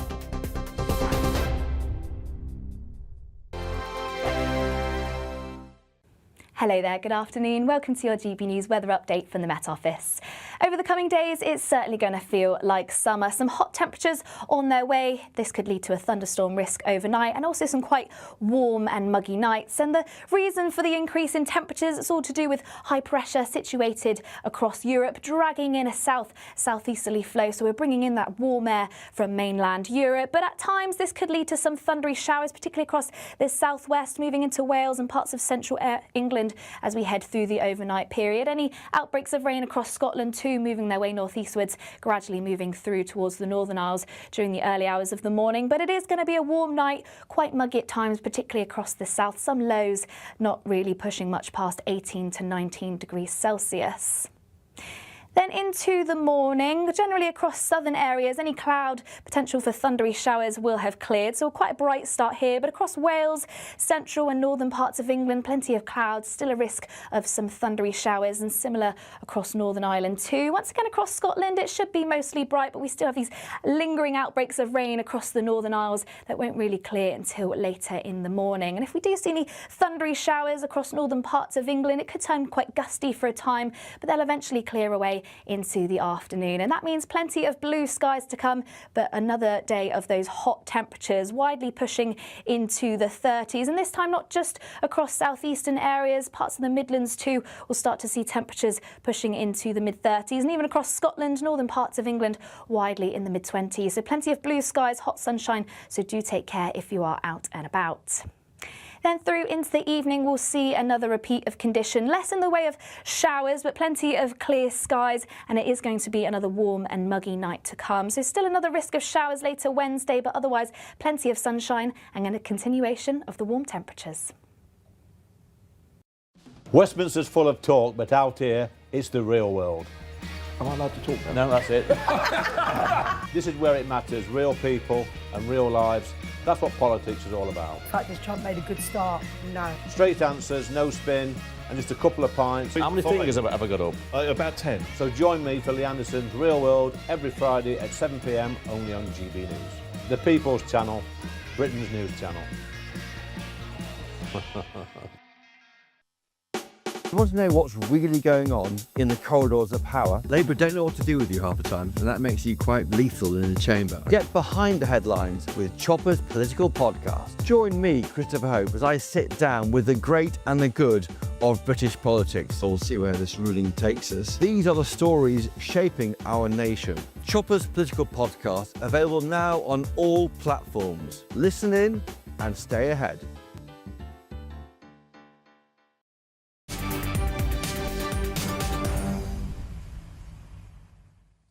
Welcome back. Time is 5:36 with me, Martin Daubney, here on GB News. Now, earlier on today, Reform UK held a press conference, and this one was led by Andrea Jenkins, of course, the Mayor of Lincolnshire, and also Sarah Pochin, the MP for Runcorn, along with councillors Layla Cunningham and the Kent Council leader, Lyndon Kemcaron. Now, the focus today was women's safety and crime in Britain, of course, as part of Reform UK's Summer of Tackling Crime. And I'm delighted to say I'm joined in the studio in Westminster by the Reform UK MP for Runcorn and Helsby, Sarah Pochin. Sarah, a pleasure, as always, to have your company. Your speech today was entitled "Safety of Women and Girls is a Matter of National Security." Tell us why.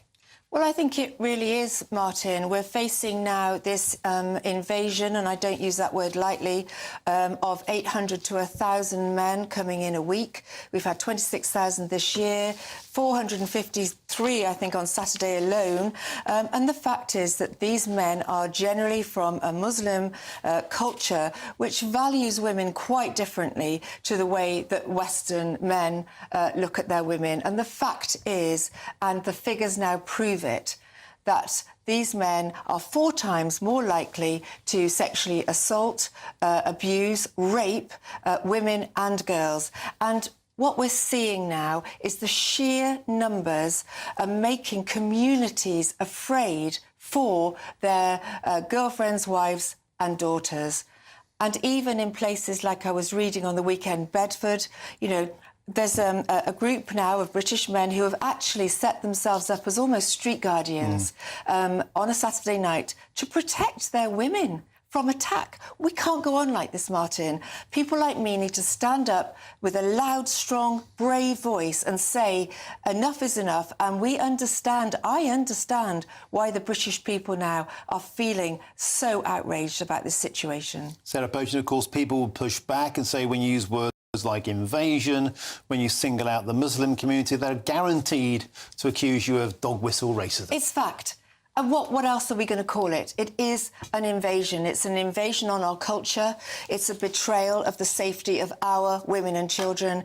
It's a government that's putting the human rights, because everything, they can appeal and appeal and appeal on their status because of the human rights laws we have, putting the human rights of illegal migrants ahead of the human rights of the women and children of this country.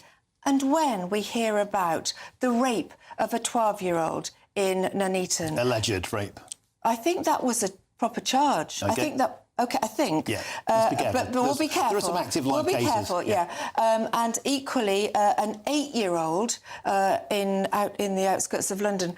No wonder families, parents, decent parents are in uproar about this situation. What is it going to take for this government to crack down hard on what is happening in the Channel, turn these boats around, deport anyone that makes it to our shores?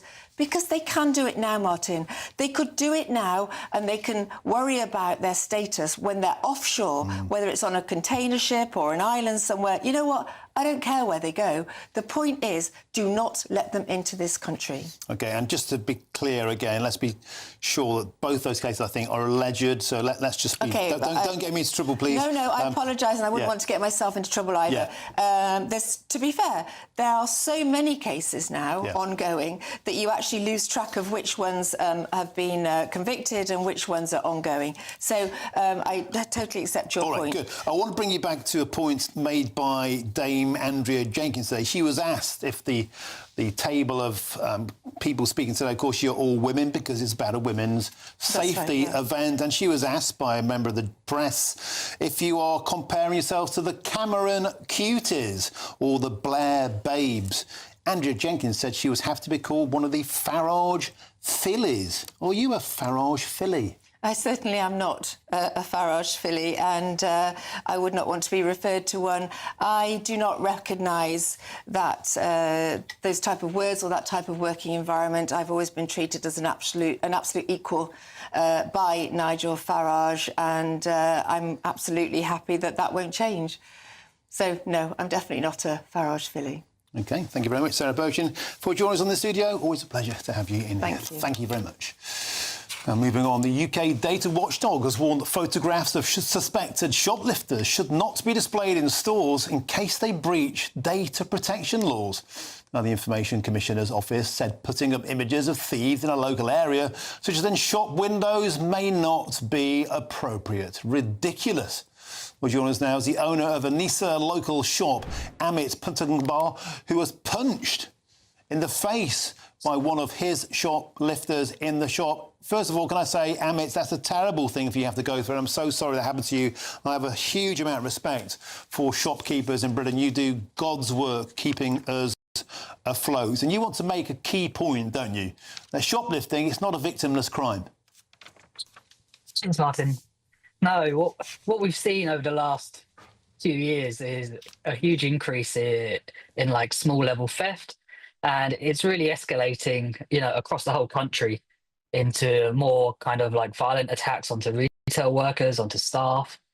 And the response from the justice system and the police, it's almost exhausting. And retailers have no outcome. We can put in a complaint or, report a shop theft, but they just keep coming back. They'll keep stealing.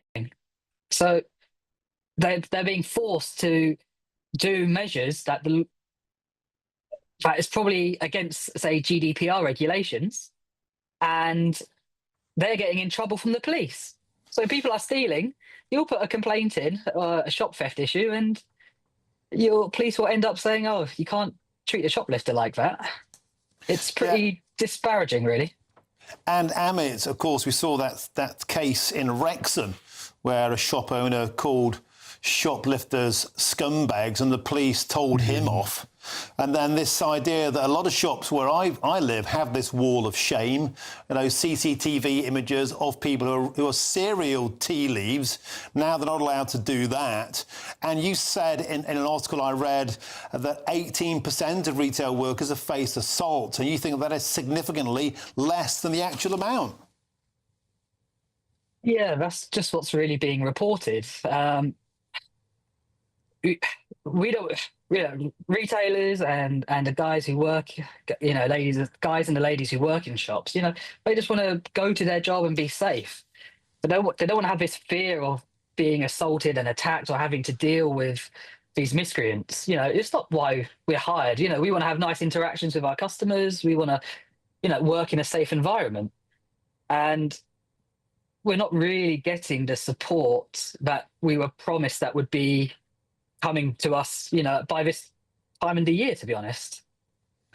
And Amit, we hear all the time about if a society fails to treat its small crimes, and by the way, you being punched in the face is not a small crime. I'm talking about shoplifting. If we don't tackle the grassroots, bread and butter, sadly, day in, day out criminality like shoplifting, then it just kind of gives a feeling that we're heading towards anarchy.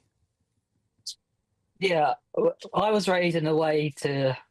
My parents told me you deal with all the small things because they are only going to escalate. It's a gateway into not caring about the justice system. We're part of a social fabric in this country, and we get taught that by our parents and from the education system at a young age.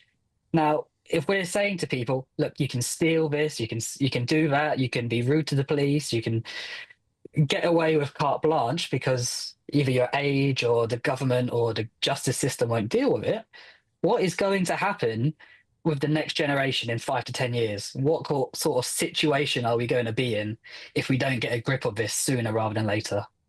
I think you're exactly right. I sincerely do. Very eloquently put. And again, I'm so sorry what you had to go through, but thank you for sharing your experiences with us and imparting some wisdom. Amit Puntenbecker, thank you very much for joining us. That's the owner of a Nisa local shop. Again, Shoplifters of the Nation Unite, doing great work. Thank you. Now, a spokesperson for the Information Commissioner's Office told GB News this. Data protection laws enable retailers to share images to prevent or detect crime as long as it's necessary and proportionate in the circumstances. For example, this could include sharing images with the police, shopping centre security teams or other relevant authorities. Well, if we're in search of some holiday sun this year, then here is the forecast for some of the top European destinations. Dinner under the stars tonight? That reminds me of our travel insurance. You mean all clear skies? All Clear Travel Insurance sponsors GB News Travel Destinations Forecast. Hello, the heat wave continues across much of Europe. Plenty of hot sunshine to come. Could trigger 1 or 2 thunderstorms in places, particularly during the evening and overnight periods, but plenty of sunshine to come by day. Eastern Mediterranean temperatures reaching the mid to high 30s in places. 1 or 2 showers across Spain and Portugal inland, but coastal stretches temperatures well above average in that sunshine, and it remains hot and sunny for the rest of the week, temperatures above average. All Clear Travel Insurance sponsors GB News Travel Destinations Forecast. Britain was once the envy of the world. But look around. A nation that no longer knows what it is or where it's going. A country that's broken. How do we fix Britain? How do we bring it back? Friday night with Matt Goodwin at 8 p.m, only on GB News. At GB News, we love to hear from you, our loyal community. So drop us a line at gbnews.com/yoursay. There you can talk to each other and also to the presenters live on air. gbnews.com/yoursay, because GB News is your channel, Britain's news channel. GB News Breakfast, every day from 6 a.m. That stark warning comes as the Justice Secretary approves the trial of Taser stun guns ahead of the likely rollout to male prisons. Well, it follows violent attacks on officers in recent months by 2 of the country's most dangerous and notorious inmates. Mark White reports. At this security facility, a mock scenario of the type of violence that's all too common within our prisons. But as the Justice Secretary looks on, those playing the role of perpetrators are about to face a new tactic.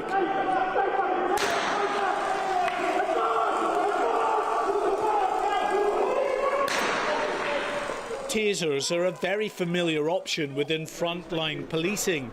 But until now, these weapons have not been available to help protect the men and women dealing with some of the country's most violent offenders. That's all about to change. Drop that weapon, do it now! As the government begins the trials process ahead of the likely rollout of Taser within male prisons. I know that staff have been crying out for tasers to be authorised for use across the adult male estate, and I was very pleased to be able to sign off on this trial. It will run over the summer period, and it's designed to make sure that we can learn lessons about the use of tasers within a custodial environment, which is different to how tasers are normally used. It was shocking attacks on prison officers, alleged to have been carried out by 2 of the country's most notorious inmates, that focus national attention on the real dangers faced by prison staff. GB News, the People's Channel. Join me, Nana Akwe, for an informative, interactive news programme with a difference. It's fun. No, he didn't say that, though. I'm so surprised. I think there's an element of truth to that. Join me from 3 p.m. every weekend, only on GB News, Britain's news channel.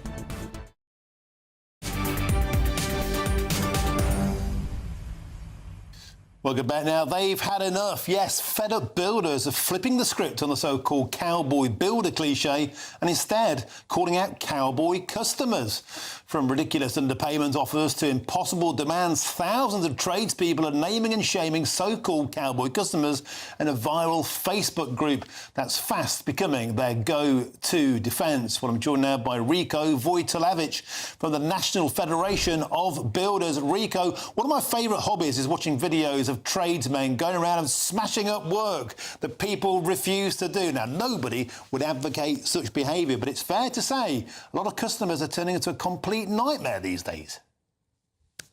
I don't know about a lot, but enough for you as a tradesperson to be a bit concerned.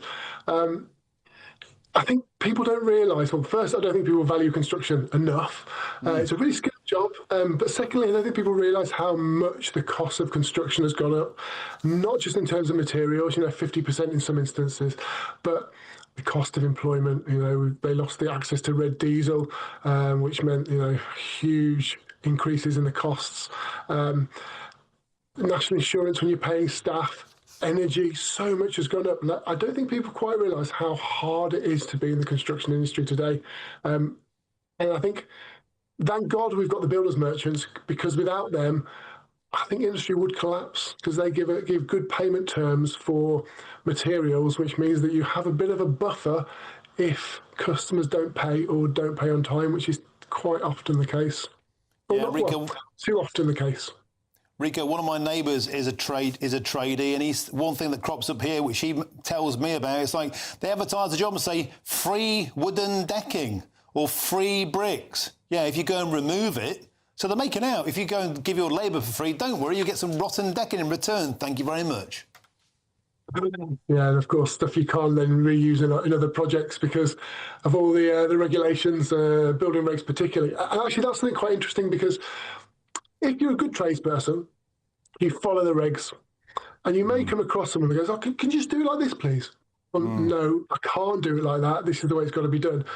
And then that person may be more likely to get a less than honest tradesperson come and quote them. And that then, it's almost self-sustained for the industry that there's this narrative that there's loads of bad builders. There aren't loads of bad clients, there aren't loads of bad builders, but when the two exist, they are devastating for either side. Yeah, you're exactly right. And I think the cowboy builder thing is just way overdue. I think a lot of the customers are, frankly, taking the mickey. They expect something for nothing, and they expect you boys and girls to not have bacon on the table. Not fair. Rico, thank you very much for joining us from the National Federation of Builders. Always a pleasure to have your company. Now, I'm back tonight at 7 p.m. Of course, it's GB News tonight, and I'll be covering this. I've got some incredible data. We hear a lot about the safety of women and girls. I've got an astonishing, explosive national survey that shows that British pensioners are feeling too afraid to leave their houses at night. You'll not want to miss that. I'm back at 7 p.m, but forget about that. There's an hour of pleasure in between. The beautiful Michelle Dewberry is up next with Jubes & Co. Jubes, what's on your menu? Hello, Martin. Thank you very much for that. Goodness me, did you see Donald Trump today talking tough? Who wouldn't want to live in a country with a leader like that? Let's look at that also today. Deport now and appeal later. You will have heard all about that, but is it actually the strategy that will work when it comes to fixing asylum? And let me ask you this. If you was managing a project and you got your costs off, they were actually 10 times higher, would you still have a job? Me, Barry Gardner, Zia Youssef. In a sec.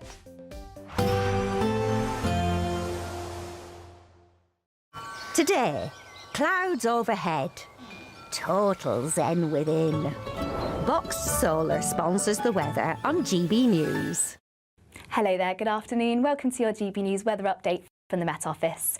Over the coming days, it's certainly going to feel like summer. Some hot temperatures on their way. This could lead to a thunderstorm risk overnight, and also some quite warm and muggy nights. And the reason for the increase in temperatures, it's all to do with high pressure situated across Europe, dragging in a southeasterly flow. So we're bringing in that warm air from mainland Europe. But at times, this could lead to some thundery showers, particularly across the southwest, moving into Wales and parts of central England as we head through the overnight period. Any outbreaks of rain across Scotland too, moving their way northeastwards, gradually moving through towards the Northern Isles during the early hours of the morning. But it is going to be a warm night, quite muggy at times, particularly across the south. Some lows not really pushing much past 18 to 19 degrees Celsius.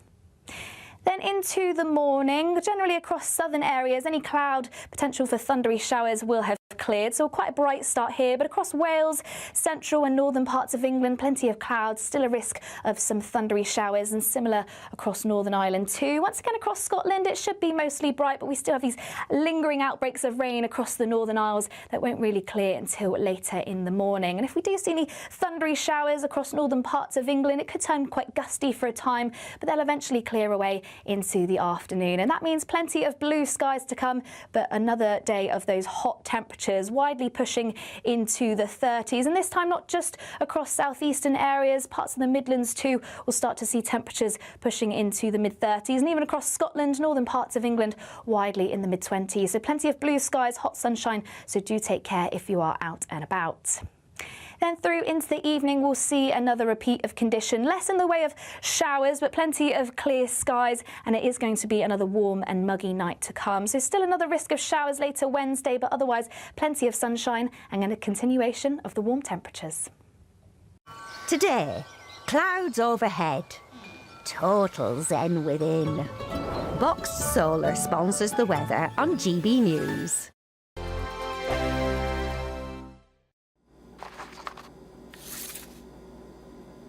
Crash Law 24 sponsors GB News Traffic and Travel Report. Good evening, this is the latest AI travel news from gbnews.com. Motorists travelling on the M80 southbound at Junction 6 are currently experiencing significant delays due to a road traffic incident, leading authorities to advise drivers to allow extra travel time.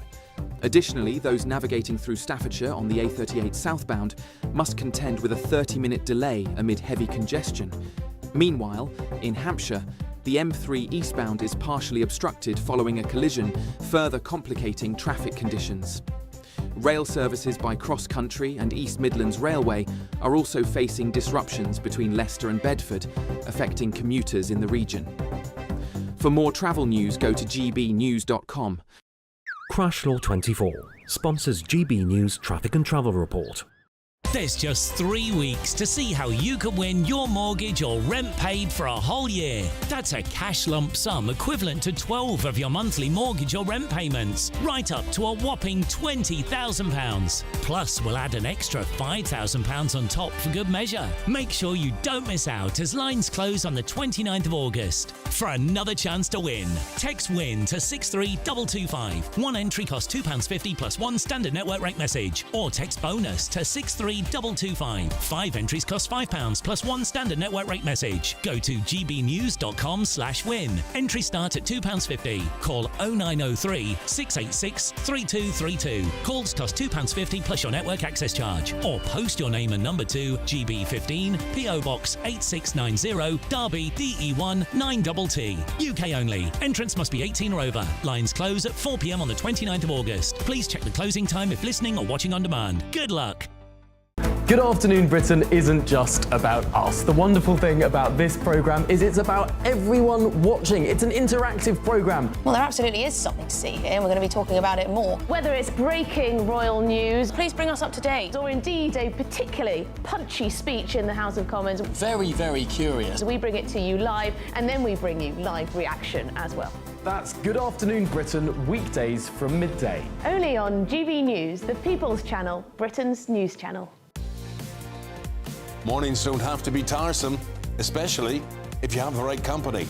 Wake up to news as it happens, opinion and debate, and of course, a little bit of entertainment too. Because when the kettle's on, we're on.